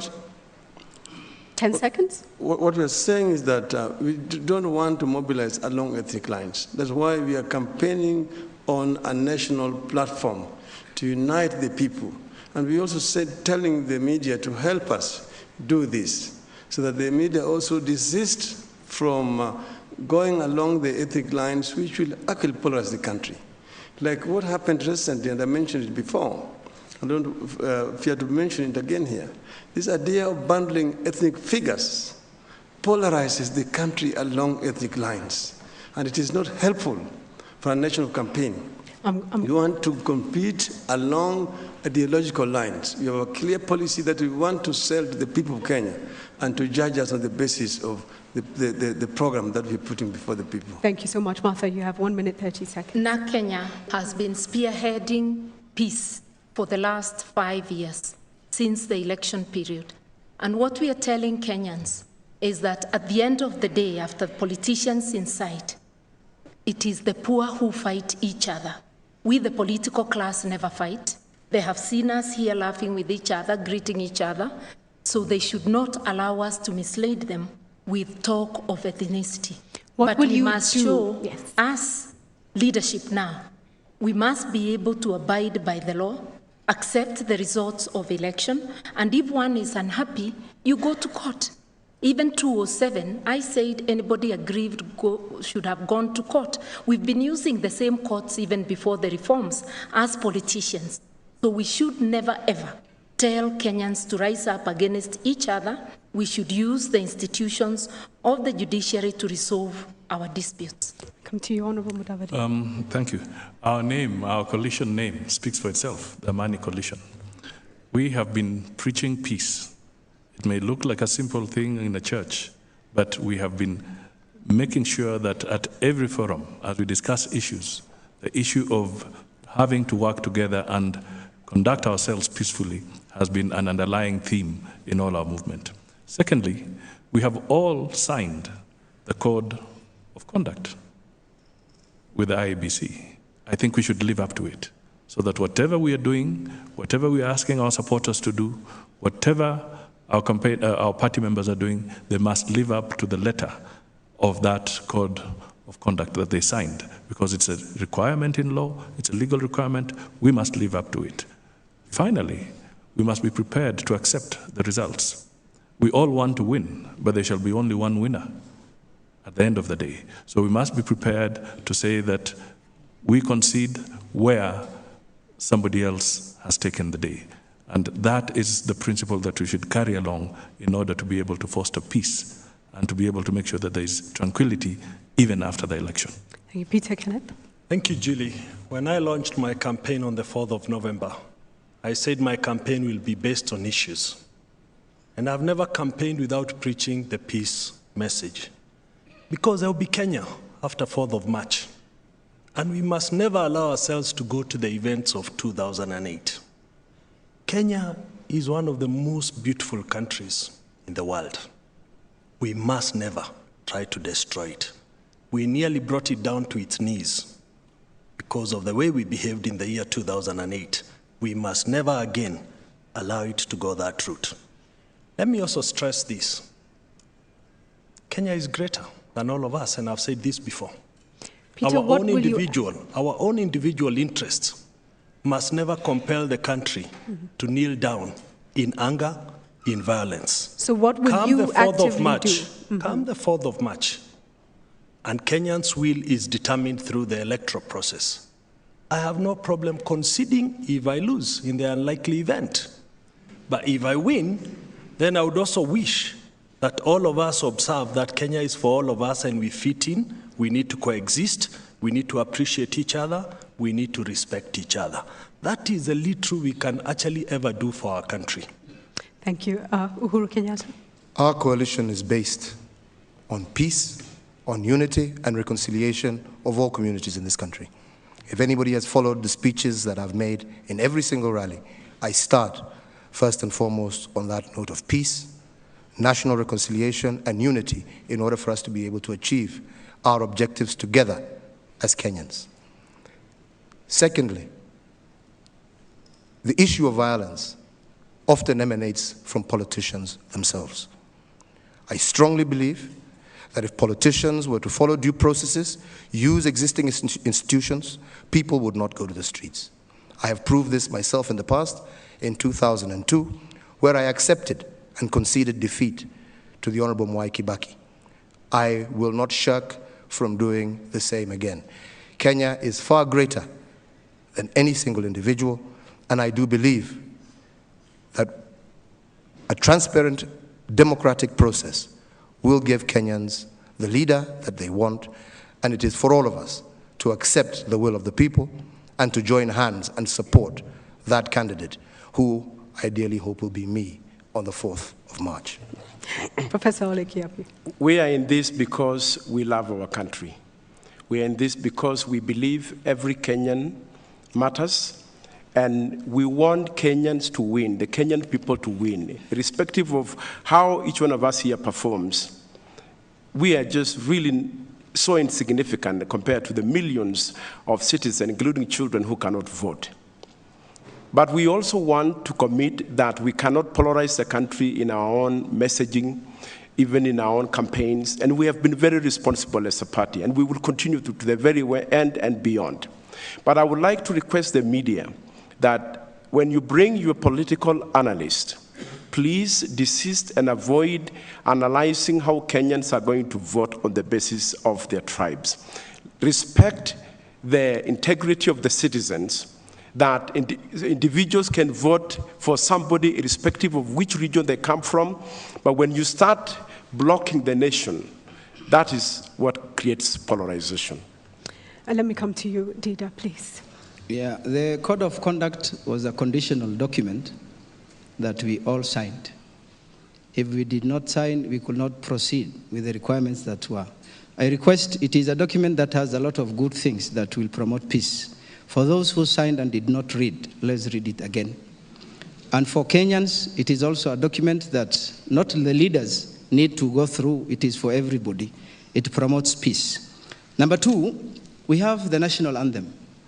We need to look at the contents of the national anthem.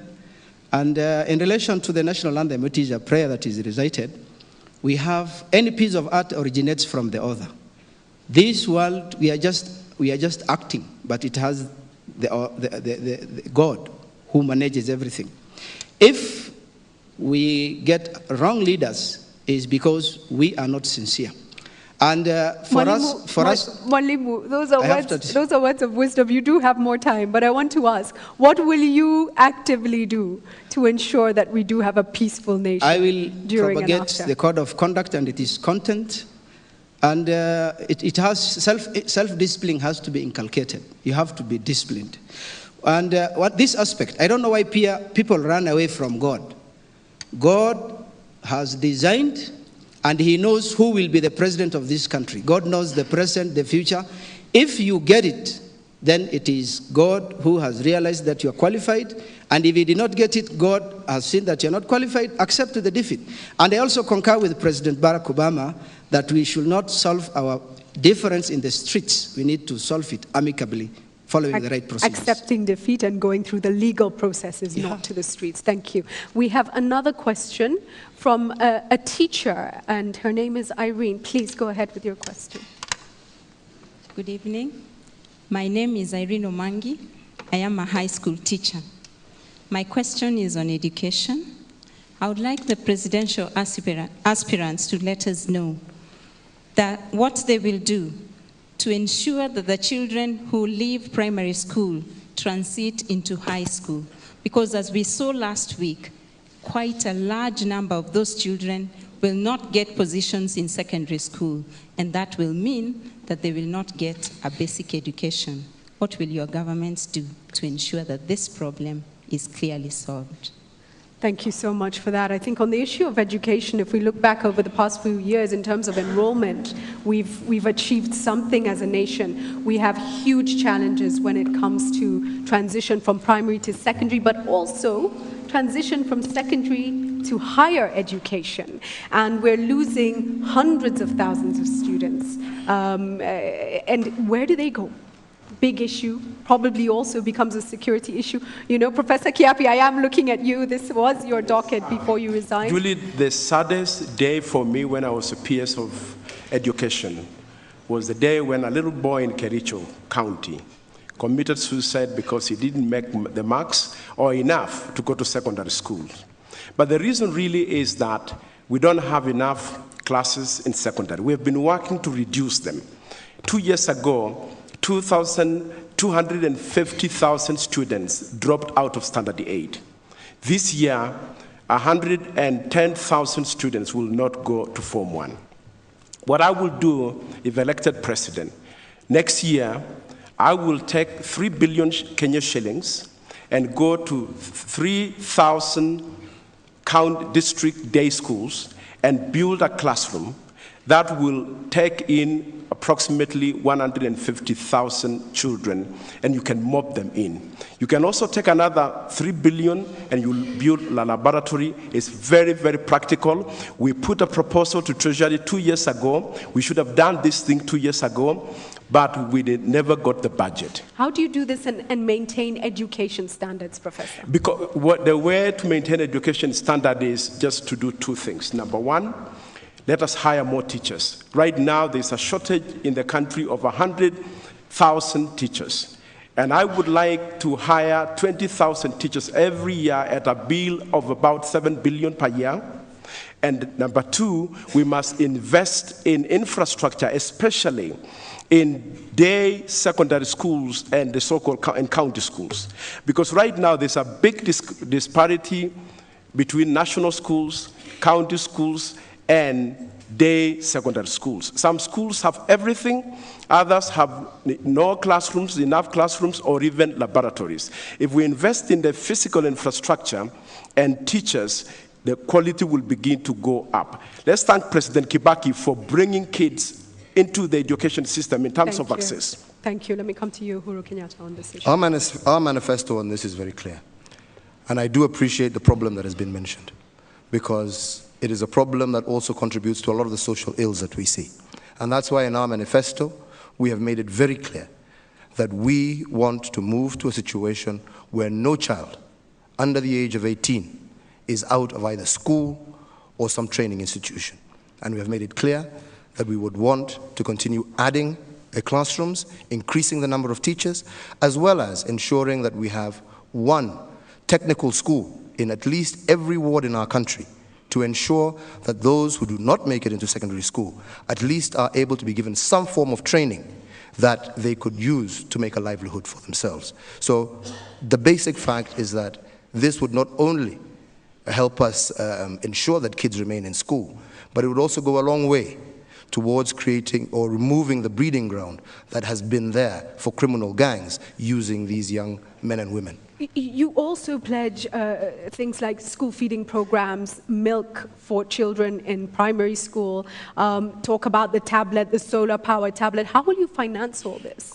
Like I stated severally, and I've done in the past, I do believe there is a lot of waste in government today. We moved, when I was Minister of Finance, for example, to ensure that all the fuel guzzlers that were there were removed. These are monies that we could save to put into more serious issues like feeding our children in school, like ensuring no child is out of school before the age of 18. For example, what we are moving towards right now is a Ministry of Foreign Affairs that is better staffed, better equipped with professionals There is no reason for every single conference to be attended by a minister from another department.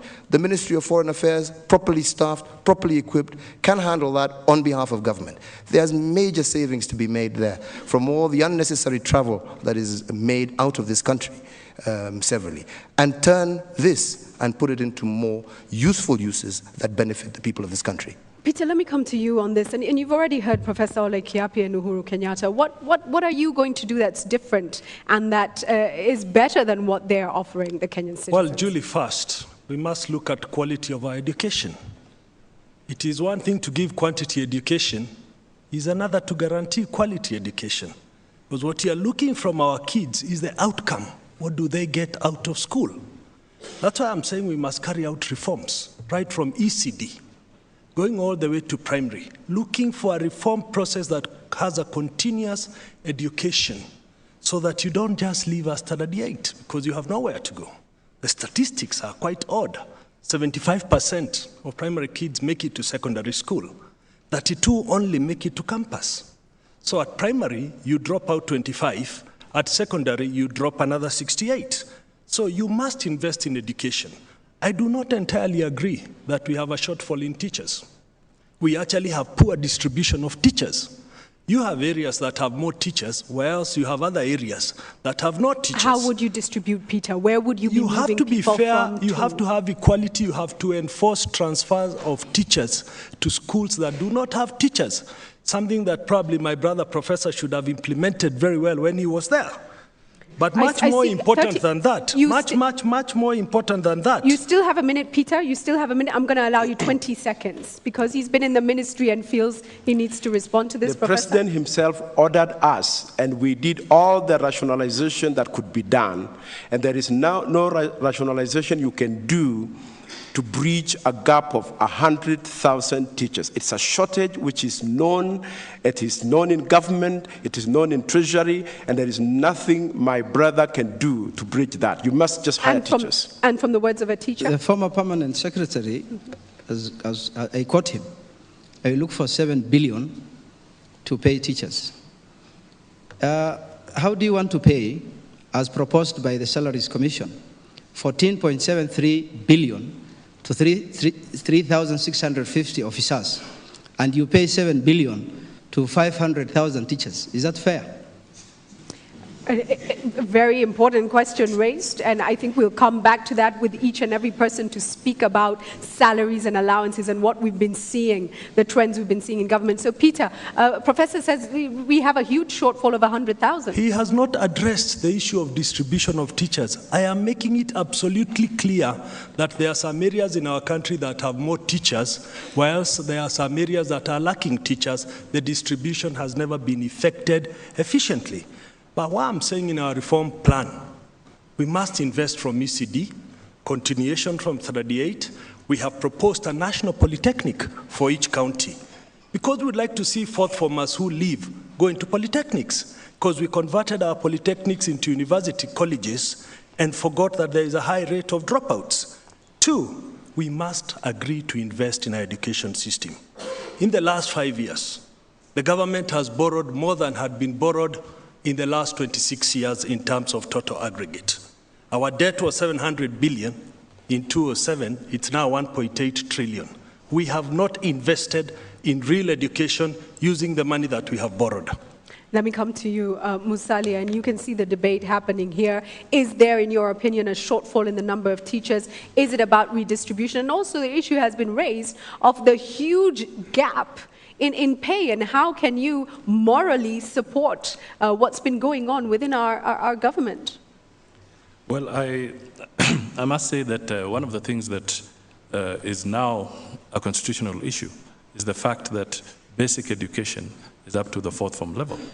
And really, if we have to implement the Constitution and live up to it, we must start as a nation preparing ourselves to provide support so that our young children can get to fourth form level through the public support. That is a must. We must do that. That is a commitment your government is making, to take them right through till Now, Form 4. one of the things that we must look at is that the whole idea of financing our social sector, and education is one of the pillars under our social sector, We must remember that it is comprehensive, it is holistic. We must manage the economy well in order to be able to provide the resources that are going to go here. For instance, there are issues that are pending about privatization in this country. We can raise a lot of resources by carrying through the whole process of privatization in this country and be able to assign those resources to areas like education. Which institutions are you talking about? For instance, we could still privatize the port of Mombasa. It can be done. We can still look at even the privatization of the Airports Authority. All these are issues that can be done. They can be managed efficiently, they can be turned around, and they can generate a lot of revenue that can go into the institutions like the health and education. And to me, these are the areas that I would focus on in order to start raising resources that I can divert to be able to cater for the education of our children. Let's be a bit more specific with education, and when you say investment, and there's only a few seconds left, but give us some specifics of what pledges you are making to this nation on education. At this point in time, I'm saying that the Amani government is going to provide free and compulsory education up to fourth form level. That allows us to have our children in school longer. Otherwise, if we continue to guillotine them at standard 8, we are condemning them to child labor, which is again another breach of the law. So we must keep them there longer, and after that, be able to invest in our polytechnics to allow them to gain some skills for those who do not get to the university. Martha, over I'll to you. I'll begin by saying that if it were not for education, I would not be here today seeking the trust of Kenyans.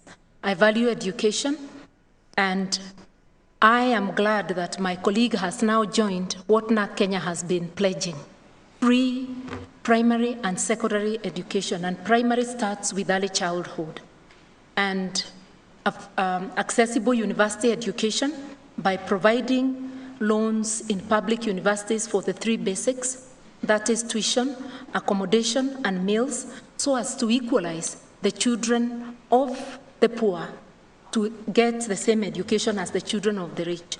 I also believe that infrastructure in our schools must be built by the government. If we say compulsory education and we don't take over infrastructure, then the situation that has been there with the free primary education, with kids studying outside, will continue. And I have a practical example of turning every public primary school into a day secondary school. In my constituency, using CDF, we were able to increase the number of secondary schools from 16 to 37. Out of the 42 public primary schools, almost every primary school is a secondary. That way you are able to bring in more students. I can't say we have attained the level we would like, but with compulsory free primary, including early childhood and secondary education, you will retain as many. I want to acknowledge that we would have to hire more teachers. And where do the funds come from? Where do we get funds? I will not talk of privatization because that's a one-off. It's not sustainable. I am saying start with the same money you have, increase efficiency. Treasury's own admission is that we lose 1/3 of our budget through looting or theft of public funds and misuse. So if we start looking at where we are misapplying money and then widen the tax base, because there's still a lot of people who are not paying taxes, then we would be able to do that. Honorable Raila Odinga, your government over the past 5 years, and certainly this did start in 2002, has achieved a lot since we first introduced free primary education and have moved on now to do more. So in terms of having more children in school, it's a success, but in terms of quality, there are huge issues. And of course, again, we talked about the transition issues as well. What would you do in this coming administration to change things? First, we are talking about an inclusive government, Kenya for all. And we must start here by offering equal opportunity for each and every child born in our country. We are talking about manpower development, and this starts here at the nursery, then at the primary. The first thing we're saying is free education must be really free. Free must be truly free, meaning that there will be no things like uniforms to be provided by parents, things like writing materials, textbooks, and so on. All that will be provided for by the government. And then we want to ensure that there's higher rate of transition. In 2007, the transition rate was 66%. It has moved gradually to 73% in 2011.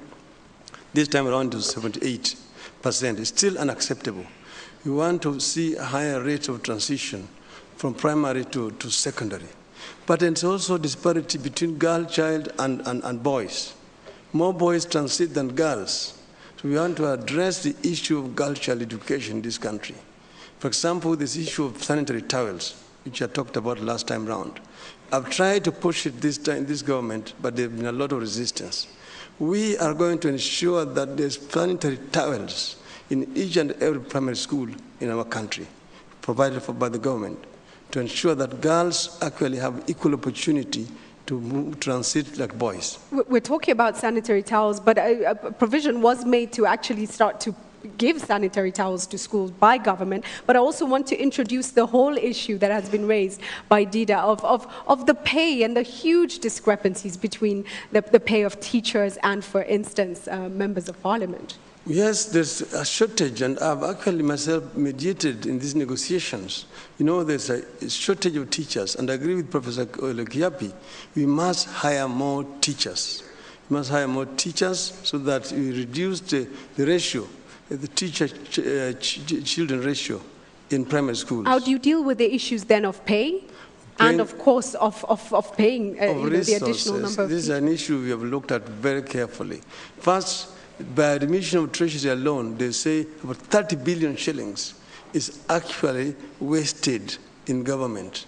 And what I've said, we are going to transform the public sector within the first 100 days to ensure that we have that saving. We'll have then also, in terms of revenue, every year, the revenue increases by 100 billion shillings. So we will divert about 1/3 of that revenue to primary and secondary education to ensure that our children get quality education right through to secondary. Thank you. Let me allow Martha to come in here. My problem is that just looking at the campaign of CORD, of my learned colleague, and the lavish spending of that campaign, and most of the campaigns of my colleagues here, except a few, I am just wondering if they continue with that lavish spending, where will the money come from? When I say that we will ensure that theft of public funds and abuse is curbed, I have practiced it in my campaign. So how is my honorable colleague Raila going to do that? Honorable Raila, I'll allow you to respond to that. Campaign time is campaign time. And that's why people actually do fundraising. Look at the amount of money they used in the US campaign recently, the Romney and the Obama campaign. You raise money from friends because you have to reach the rest of the country. So, but this is very different once we finish campaign and we sit down to serious business of governance. Perhaps the question is, in a country of great need, can we afford these lavish campaigns? Peter Kenneth, please. Prime Minister, he's just admitted here that government has owned up to losing 30 billion shillings per year, which I actually think is much higher than that. What is it did he do as a principal to ensure we do not lose that for 30 years? And what is it he would do differently so that we can have these funds going to certain critical areas of socioeconomy in our country? I was coming actually to Paul Mwite's education promise with that question, but I will allow the Prime Minister 30 seconds to respond to that and then come to Paul Mwite with that issue and also the education issue. But first, Honorable Raila, you've been asked a question by Peter Kenneth. 30 billion, you say? And what have you done about it? My friend actually knows, he's been an assistant minister. He was in the Treasury, then he was now in planning this last time around. And he knows the challenges that come with running a coalition government, particularly a ground coalition government. I have been charged with the responsibility of supervising and coordinating. But there are certain other areas where there's impunity and there's very little that as a principal you can do. And that is known. The former Minister of Finance, Honorable Uhuru Kenyatta, has just admitted that is this kind of wastage in the finance ministry. but it does not tell us what he did. Let me come straight to Uhuru. Go ahead. You have admitted there is wastage as well, and what have you been doing about it? Thank you. Yeah, I don't run away from the problem. The truth is that, indeed, there is a lot of wastage in government. And like I said, my record on that is very clear. I tried various endeavors to curb that excessive spending, especially with regard to the vehicles that I mentioned, trying to reduce on trips. And let's put it on record, the trips that we were even trying to reduce. The biggest spender on foreign trips in the government of Kenya, this coalition government, is the office of the Honorable Prime Minister. I'm going to come back to the Prime Minister before I do. The most important aspect is that it was under my tenure that we introduced the integrated financial management systems, all aimed at ensuring we have better management and better financial accountability of our resources. Okay, so that's something practical that I can say I've done, moving in towards the direction of ensuring that we curb wastefulness in government. Let me come back to you, Honorable Raila Odinga. Yes. The accusation is that your office, in fact, is a big spender. The reason why whenever the Prime Minister goes out of the country, like even the President, he goes with a bigger entourage because he goes with several other ministers. And he always goes out there to try to negotiate funding for the country. So what my office has brought back into this country is far much larger than the little amount that was spent in taking delegations out of this country. So indeed you're saying you do spend more. I see your hand, Martha. I'm going to come first to Dida and then to yourself, Martha. You know, one shocking thing, the lady asked about children who completed their 8 and how they can move ahead. You can talk about children when you have them. You can talk about children when you have them. That's one. 2, 90% of children in primary schools attend the public primary schools. How many of them have their children in the public schools, primary schools? Let me ask that question, and I'm doubting that hands will go up. But how many of you have children in school? First of all, how many of you have children in primary or secondary school? Mine have finished. My daughter is in secondary. Okay, thank you. So you're not so old. How many of you have them in public secondary schools? One hand, Professor Ole Kiapi and Mwalimu. The football team are there. Yes. I'll come back to you in just a moment for your plans for education. Martha, very quickly, and then I'm going to... I just wanted to tell my colleagues, and especially the Prime Minister, Honorable Raila, it is possible to negotiate for the country the loans you do, which thank you very much. But be efficient. Carry a lean, mean delegation. Let's not waste funds. A quick 10-second response, please. I always do that. The members of my delegation are people who add value to the trips. I don't just take people on the joyrides.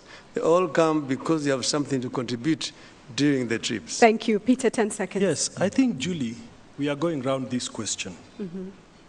When I left Treasury in 2008, January, the total borrowing was 700 billion. Right now, the borrowing is 1.8 trillion. Kenyans have to pay, our kids will pay, our grandchildren will pay. The fact remains we have not invested within the sectors that we ought to invest in to help the population at large. And with that, it brings me back to education. I come to Honorable Paul Mwite. Your commitments to this country on the issue of education, particularly ensuring that children stay in school and they have a quality education. First, to raise the quality of education in public schools. Because Safina is very concerned with the difference in terms of the quality of education between the public schools and private schools. And as a few people here have said, most people who can afford it, even those who cannot afford it, sacrifice to send their children to private schools. We need to invest more and uplift the quality of education in our public schools. Yes, we have free primary education. What is the quality? We need to invest more.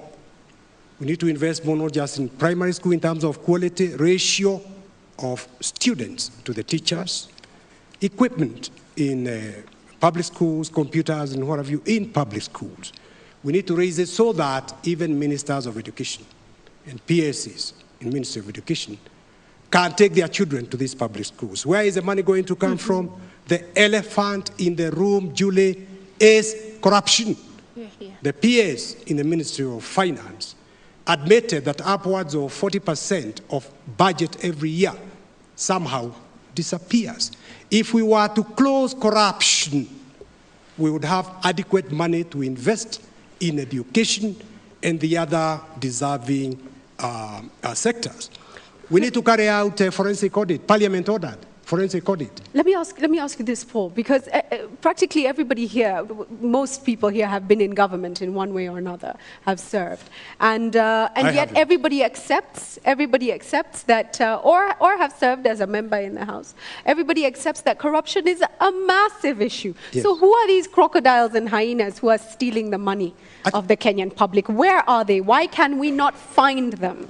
Julie, if we need to deal with corruption in this country, we have to have the courage to confront the past. Why is Crow report that lists all the billions stolen from here and stashed overseas? Why has it not been implemented? Why have we continued to pay for ghosty projects? For example, we are still paying for loans we borrowed to come and build railway lines. We are repaying the loans. And everybody knows the only railway line we have is the one constructed in 1900 by the British. Thank you, Paul. I come now to Mwalimu Mohammed for your thoughts on what your government would pledge to do for this nation in terms of education. To improve the quality of education, one thing is very, very important. The current system of education is exam-oriented, and it encourages just rote learning. So the best thing that can improve education in our schools and in Kenya is to encourage a system that will actually motivate or come up with more thinking. Today you can see somebody with a PhD in electricity, and if there's a problem with the electricity system in the house, he will spend in the darkness. And then somebody who was a standard 8 dropout non-formally got the system and will come and do it the following day. It is not helpful. Maybe God knows that parents, 119,000 standard 8 leavers were locked out of the secondary school. Maybe they will have wasted another 4 years. And it is better they start selling bananas in the street to earn a living. It's painful, but what's the way forward? The other thing is we restore the value and dignity of teachers. Mm-hmm. A teacher is just like lactating a cow. For you to get the best out of it, for you to get the maximum product, you need to consider so many factors. When the entertainment allowance of these so-called leaders, the entertainment allowance is $500,000. You ask a teacher about his life. The teacher is there physically because a tough head principal or head teacher is there marking the attendance. But if he had any option, he would have cheated to go and get something else that will give him more plus the 20,000 that he or she is getting. So the teachers are frustrating. Parent-teacher relationship. 20, 30 years ago, a teacher was a very respectable person in the society, but today, every child has a lawyer. The child will do the wrong thing, and it is a moral obligation to correct the student, but you are summoned. Okay. And lawyers are very, very funny characters in this country. They don't care. It's interesting, but I'd still love to know more about what you would actually do. Your time is up, however, and we're moving on from this issue to the next issue. And I think the fact that we've been talking about the inefficiencies and the corruption and the money that is being lost in the government through that, and everybody here admits clearly that it is happening, we come to the issue of health, where corruption means life or death. Yeah. We know that communicable diseases have been a huge problem for this country. Now we see non-communicable diseases like cancer claiming so many lives. And we have a question from a lady tonight, Alice, who works in the health sector. Please go ahead.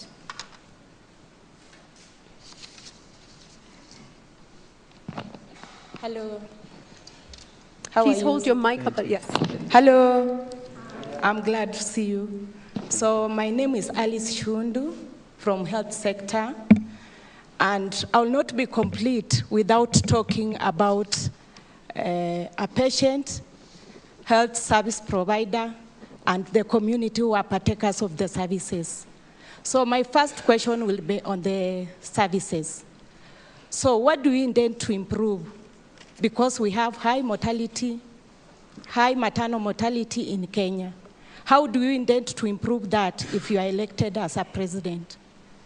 On healthcare providers, we have seen doctors, nurses, clinic officers on the street striking for remunerations, for motivations, and good working conditions. What do you intend to do on that?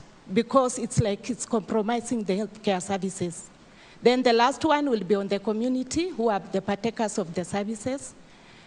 We have poor Kenyans who have got chronic illnesses like cancer, like renal diseases, and they need a lot of money for their care. They end up dying because Kenyatta is overstretched and the other private hospitals are very expensive for them. What are you going to do in that area? Thank you very much. And Alice has asked 3 questions, and I'll try to summarize them. She talks about high maternal mortality rates in Kenya. I think we all must be aware that this is a huge issue and it shouldn't be happening. How will you address this? She talks about health sector workers striking constantly, and we saw the toll this took on our country last year, and also chronic diseases. Let's try and capture this in one question about the health sector. There's the issue of access, perhaps, to healthcare. And there's the issue of access to quality healthcare and, of course, better pay conditions for those in the sector. Let me start this time with a lady. Martha Karua, please go ahead. Martha Karua government will give free health services to all Kenyans, universal access. And it means that we'll be able then to cut down on the maternal and child mortality. We'll also be able to look after the cancer patients, after everybody. And I'm aware that it will be capital intensive at the beginning, but as we move on, we'll be emphasizing more on promotive and preventive healthcare. And we will also move to build infrastructure, because there are areas where the dispensaries and the health facilities are very far from the people. Starting with the county level, making sure that all the diagnostic equipment are available in every county. There is no reason why people should be trooping to Kenyatta for cancer treatment. The machine costs just under 200 million. It wouldn't take much to equip 47 counties with those machines and other diagnostic machines. When you see the striking health workers, the nurses, the doctors, it's not just about their pay. It's also about the equipment, the facilities they are working in. Facilities that have not been refurbished, equipment that is lacking in hospitals. I have traversed this country during my campaigns and have seen the sorry state of district hospitals in Lodwar, Let me ask you this, Martha. Yeah. You say it wouldn't take much. Where has the failure been? Why have we performed so dismally when it comes to healthcare? It is just a question of priorities. I look at a country like Cuba. Cuba is not one of the rich countries. They have universal access to health and free education up to university. It's about priorities and the way you spend the money. And until we fight the two vices, corruption and impunity, that is theft of public funds and wastage, and we make people account, then we shall forever be saying we cannot afford essential services. Thank you. Yeah. Raila Odinga, it's about priorities. Has the government had misplaced priorities, and what would you do differently? Julie, under Chapter 4, that is the human rights chapter, Medicare is actually a fundamental human right. It says that every Kenyan, when sick, should have access to Medicare. So we are going to, as we said, to implement Constitution. That's why we are a coalition for reforms and democracy. Now, Medicare is a fundamental right of our people. And we are going to do this, first by introducing a comprehensive national health insurance scheme. This has been an issue which has exercised the minds of Kenyans for a long time. It has been debated for a long time. You remember, the bill was brought to Parliament, it was approved, under the former Minister for Health, but then it did not get the assent of the president because of the lobbying that has stopped it. But Kenyans are actually more concerned with services. Kenyans will be willing to pay a little more for quality services. So what we are talking about here is we are going to deal with issue of accessibility and affordability. So we are talking here in terms of facilities being brought closer to the people, from the sublocations to locations, to the constituency, to the county, and then the national level, so that we can actually reduce pressures on the other national institutions. Let me ask this. As Prime Minister for the past few years, why has this not already started to happen? Because there have been a resistance from other the big boys, as you know. And who are the big boys? A lot of lobbying. Who are the big boys? The big boys are known, the big insurance companies who have resisted. Private sector, you are saying, and there are some private sector players seated in here today. They're here, and you're saying that they will also have their own fair share in this market. This market is big enough for those who can afford to pay. But we are saying that it's not right that the few who have the money, who can afford to pay, can get quality services at the expense of the majority who cannot afford to pay. So he's saying that, one, we say that antenatal services will be free completely. Thank you. You want issues like HIV/AIDS, that people have access to medicine for free. Thank you. Your time is up. I have to stop you there. Honorable Paul Mwite, private sector is stopping government from being able to give the citizens of this country the health care they deserve. Do you agree with that? Do you disagree with that? Well, Julie, I didn't know until tonight that there are boys bigger than the Prime Minister and the President of the Republic of... In this country. But Julie, a Safina government would invest more in preventive health care, not just curative health care. It's all an issue of money. But this is not academic, because the truth is that many Kenyans across our country are dying before their time because of diseases that can be cured because they cannot afford the drugs. They cannot afford to go to the hospital. So that constitutional right of access to affordable health care, a Safina government would actualize it. But there are some simple issues that can be implemented that will not cost a lot of money. Go to Nigeria, go to South Africa. They've got this specially designed motorcycle, which is actually almost an ambulance. And instead of waiting for those people in the reserve to travel across distances where there are no roads, the doctors ride a motorbike to where they are. They're able to assist women in the countryside to deliver in their homes, in clean, hygienic conditions. I would implement such measures. This is a local solution, you feel, for the local situation? It works very well in Nigeria. It works very well in South Africa. They climb all the mountains, that sort of thing. We should do it immediately while we are working out for longer-term solutions. But I must also say that anybody who has observed Kenya will know that the Ministry of Education, not just during the current government, but traditionally, has been a den of corruption. Mm-hmm. And you leave it at that. That needs to be cleaned up. And if you want to deal with corruption, you must address past corruption so as to send the message impunity will no longer be tolerated. Thank you. And I come to this side. Dida, please go ahead. I see Peter Kenneth's hand up. We can talk about... Professor, in a moment, sorry. We can talk about so many referral hospitals. In fact, one in each county. Can also talk about training so many personnel, medical. But the whole thing is how, to what degree, the magnitude of sincerity. In fact, Kenyans were very happy when the new constitution was in place. But the first step was to give 3,000 plus state officers 14 billion. And the president is not there. The ministers are not there. The cabinet is not there. Nurses are in the street. We have a problem. We are hungry.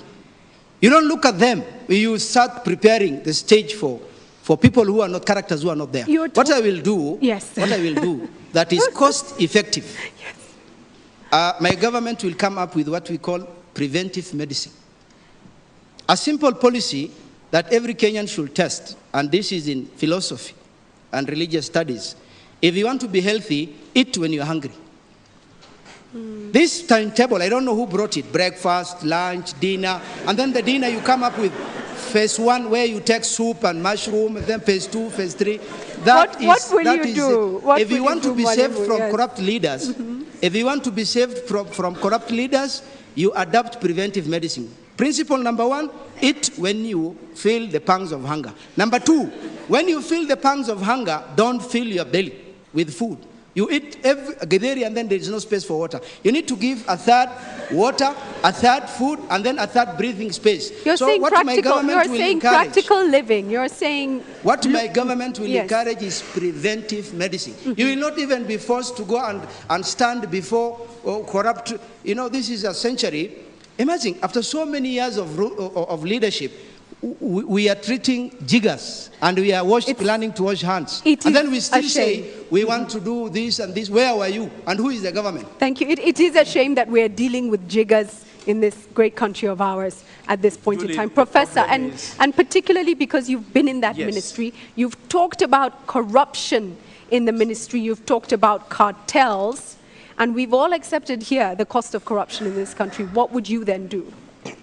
First of all, we have a very serious problem, and the biggest challenge is that the health budget right now is only 6% of the national budget against the Abuja declaration of 15%. So we are not even halfway. Number 2, right now we have 22,500 doctors in public hospital against 7,500. 23,000 nurses against the WHO requirement of 60,000.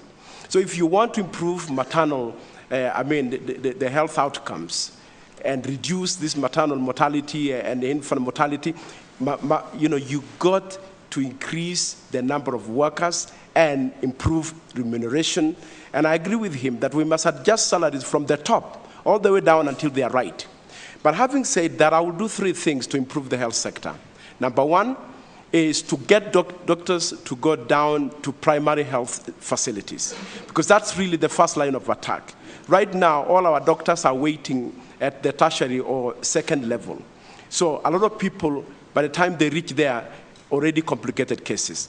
Number 2, we go into the issue of prevention, which must be linked to environment and what he's talking about, food quality, and that is community awareness. And number 3, must involve management, because there's a lot of waste in the system, not only in terms of corruption, but also even managing the resources that we are sending in. I'm going to stop you. And finally, we must stop high dependency on donors for HIV/AIDS. Right now, 95% of the treatment for HIV/AIDS is from donors. It's from donors. Please go ahead, Dieter, your hand was up. Yeah, there's a student from Lenana School. After going to the university, he had his degree in pharmacy and was posted to Garissa District Hospital as a pharmacist. But he received, he called me and was asking me, I was asked to sign that I have received certain number of cartons of medicine. And in the real sense, what was presented to him were 5. Then he was asking me, when he insisted that he won't, this was the medical provisional at that time told him, please, if you want to save your job, just sign. Sign. And this is the corruption, because it is in provision where do you take? of medical... You train these staffs, where do you take them? Let me come to you, Uhuru Kenyatta, on this very serious issue. Lives are being lost. It is a painful thing, especially in a country where we're seeing cancer, diabetes, asthma now on the rise. And even now, I think the cancer now as a killer has overtaken tuberculosis and HIV/AIDS combined. What would your government do? I think first and foremost is the recognition that we need to ensure we have a healthy nation. And indeed, we are seeing a huge increase in especially cancer and tuberculosis and other lesser but preventable diseases rising. That said and done, I think our manifesto is very clear. We have indicated that we want to move in the shortest possible time to a regime of universal health care. But we're not saying that we're going to wait until then. We're saying that immediately we want to be able to ensure that all our health centers, our dispensaries, are free to our citizens. Furthermore, we have gone ahead. No cost at all. We have gone ahead and said that when it comes to maternal health care, and in order to reduce both child and maternal mortality, we are saying that no woman will be charged at a public institution for having to have her delivery. This, to me, is the beginning. And again, it may sound ambitious, but this is something that we have actually practically tried when we had the economic stimulus program, for example. And we managed to build a health center in every constituency in the country with a wing dedicated for maternal health care. This is a program that we want to continue and will continue. Uhuru, with entrenched cartels, this is the reality we're dealing with. How do you deal with that? How do you have to ensure that at the public level you have the right facilities with the proper equipment. People will go to the facilities. We need to equip our facilities. We need to ensure that every area a Kenyan can have access to a public health institution where he can receive treatment, which will then reduce also. And again, it'll be working in tandem. We're not saying that private institutions will not be there, but it is the primary responsibility of government to provide or make available health care for its citizens. And that is what I'm saying. We need to have those institutions better equipped, better staffed, and also with the necessary drugs so that people can have access, especially to those issues that are preventable. Thank you. Peter, let's just address it also from the point of view that we assume resistance to change. Your administration comes in, they're entrenched cartels. What do you do? I think first there were three questions that the lady asked, and one was on mortality rates. Maternal mortality. And I think as a country we've done much better than we could have done, or we had done before, under the MDGs, because we supplied lots of nets as a country to young mothers and helped. But as a professor said, we have not invested enough in the health sector. We are still investing at 6% instead of 15%. So that is one. Two, she also spoke about doctors, nurses, and clinical officers. It really pains me that they hold on their strikes. We don't treat them with urgency, and yet when other sectors like teaching profession go on strike, we deal and come up with deals that take them back to class. So we've not treated the medics in a very professional manner. Three, we do need a healthy population if we are going to grow our economy. We need strong people who are going to work for this economy. We are now dealing with lifestyle diseases. Diabetes is the biggest killer today in our country. Our women are dying of breast cancer, cervical cancer. Our men are dying of prostate cancers. Things that we can be able to deal with and diminish from our society if we invest in our medical healthcare system.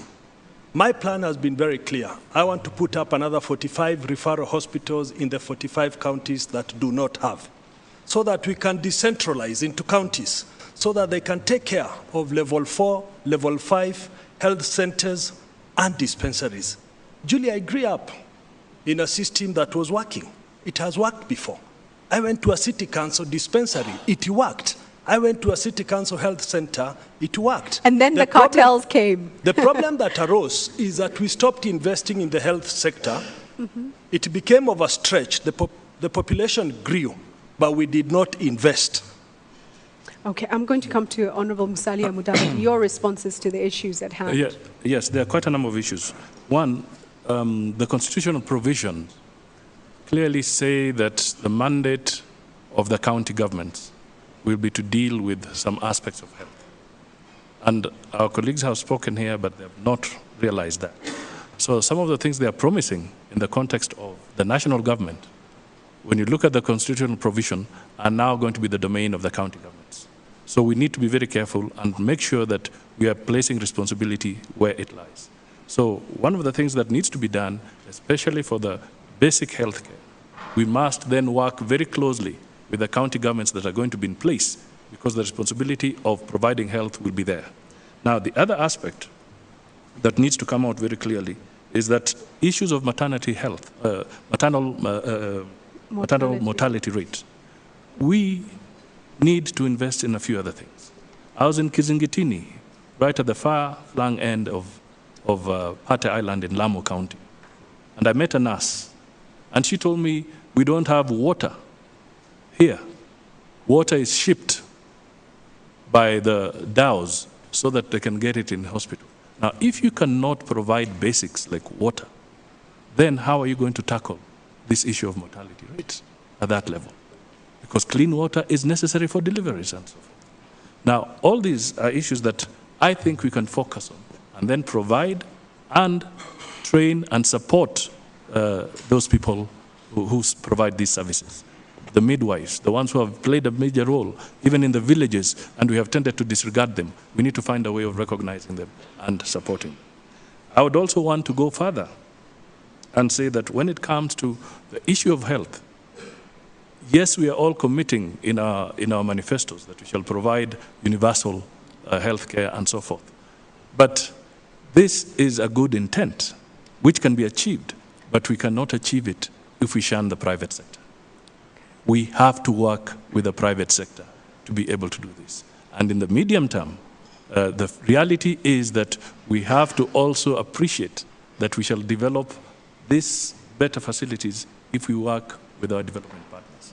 I know we should not rely on them entirely, but the health sector is such that you cannot just abandon a process, that it has to be built up. And I want us to be pragmatic when we're moving ahead. Thank you.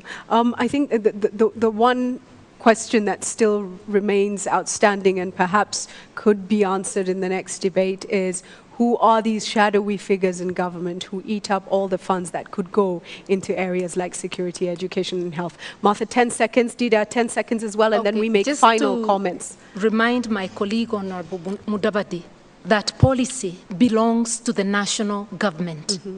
Therefore, the policy, my policy or our policy on universal health care, I take responsibility at the national government level. Implementation, those are details about how to implement countrywide. Thank you. Yeah. Dida, please. I think who eats this? That was answered by Martin Shikuku before he died. He said in the Kanu regime, people used to eat up, but it used to, the spillings would trickle. Was felt, down.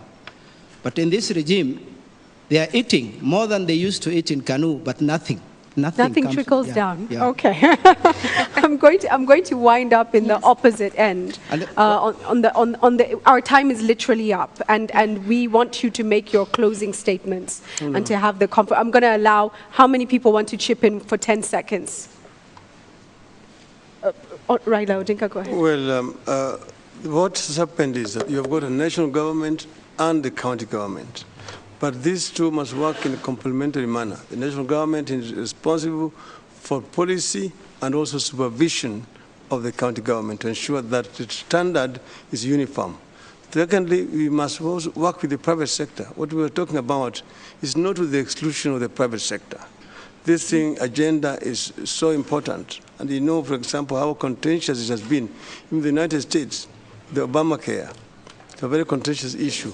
We think it is actually doable here, and it is what is going to actually make Medicare accessible and affordable to every Kenyan. I think, we all remember Honorable Charity Ngilu trying to introduce the health insurance package and the huge lobbying around that.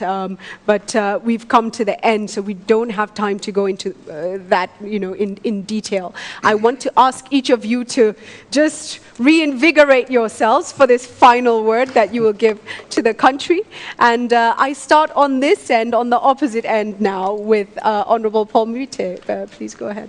Close to 50 years after independence, Kenya is still part of the third world, poverty-stricken, disease, and what have you. As a Finda government, the objective will be to uplift Kenya from being part of the third world into being a second or first world. It can be done if we come up with the correct economic and social policies targeting the majority. In order to do that, We believe that Kenya needs a chief executive who has not been part of the executive. The executive is the president, the prime minister, the deputy prime minister, the ministers, the assistant ministers, PSs.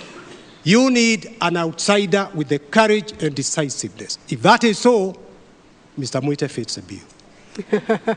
Please, Raila Odinga, go ahead. Well, Kenya is now 50 years down the road.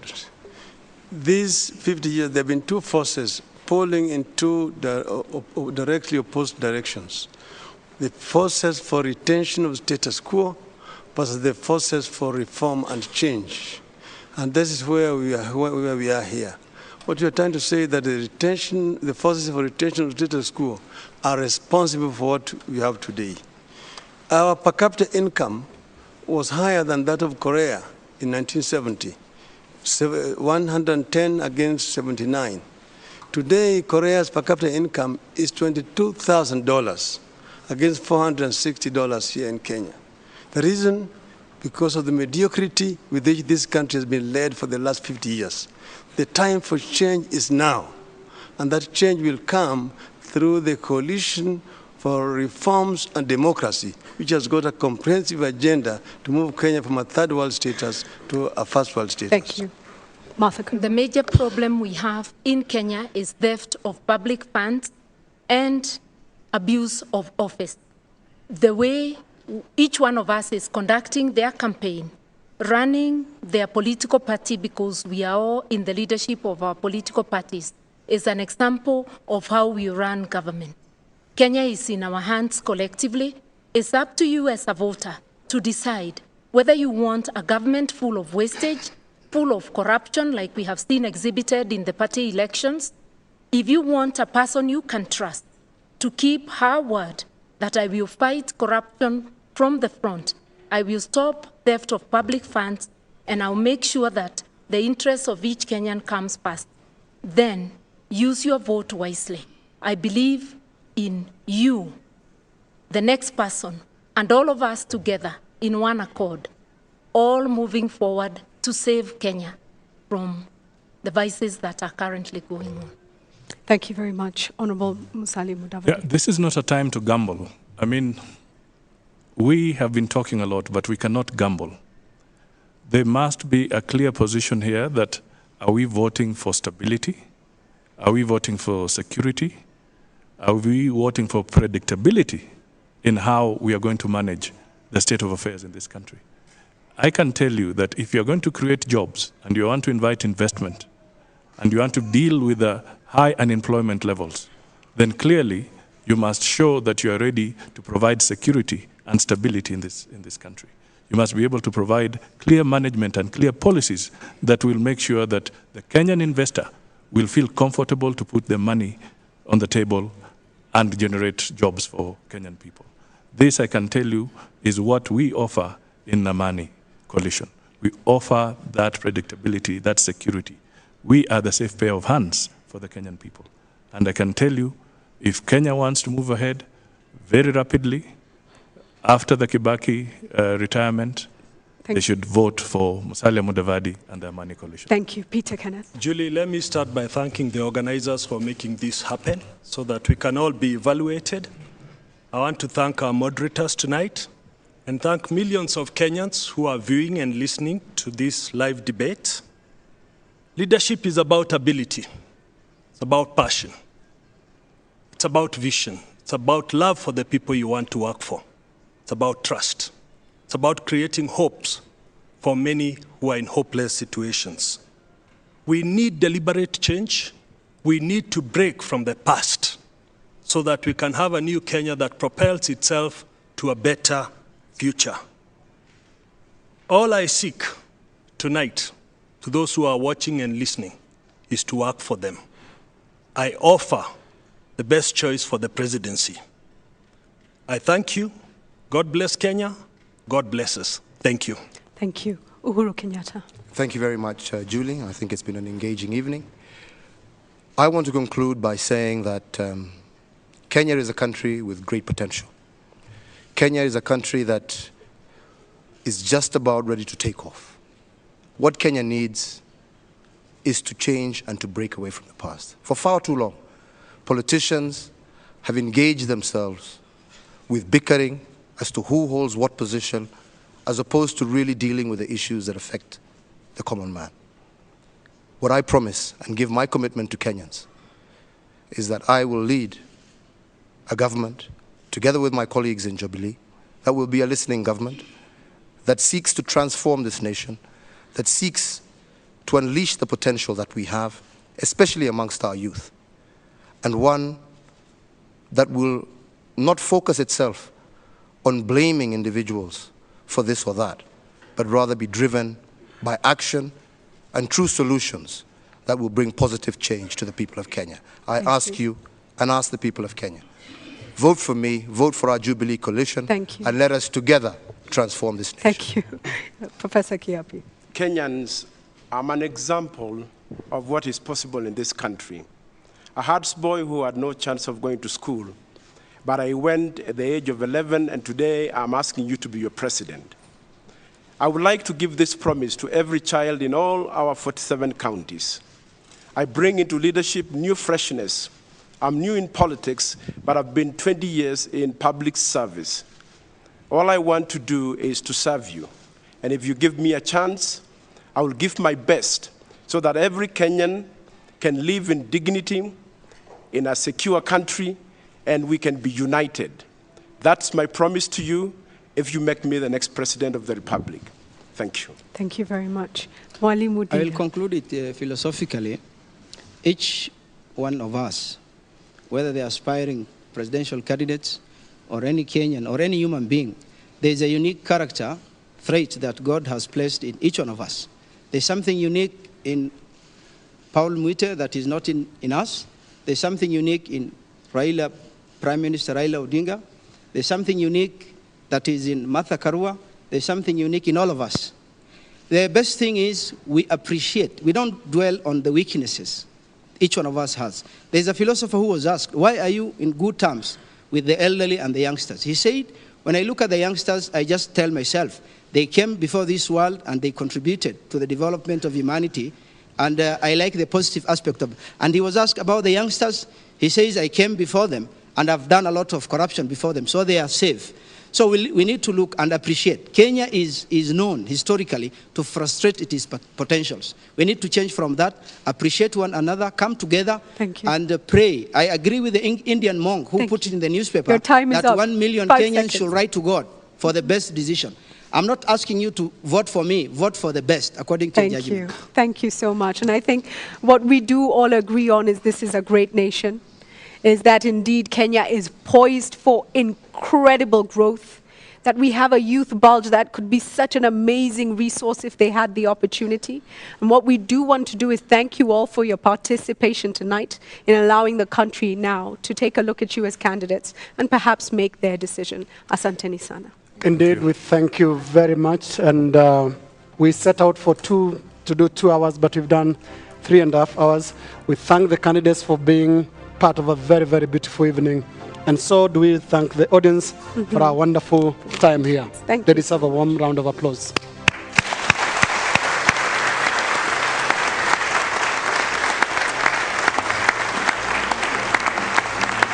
We welcome the candidates' supporters to go up and congratulate them and their Kenyans. You have had it at last, a live debate between the men and the women who want to be your president. Tonight you've heard their positions on governance, security, education and health as well. Do not miss the second round of the debate when the candidates take to the podium once more in 2 weeks' time, precisely the 25th of February. Joe Ageo of KENYAN and Udwa Kamimo of Citizen TV will moderate the second debate. And from me, Linus Kaikai of NTV and Julia Gishuru of Citizen, it's been a great pleasure and honor being with you tonight. It certainly has. And on behalf of the chairman of the Presidential Debates Committee, Wachira Waruru, and all the teams from the various Kenyan media houses who have joined hands to produce this debate, I'd like to thank the candidates once again who participated in the debate, the viewers, everybody in here today as well, the listeners around the country and all over the world as well for making this debate a reality. And as I hand over now to Studio B, where an eminent panel of analysts is breaking things down done for you tonight. Let's remember, all of us, to put Kenya first and to maintain our national mantra of peace, love, and unity throughout the elections. God bless you, and God bless Kenya. Have a good night. Good night. Well done.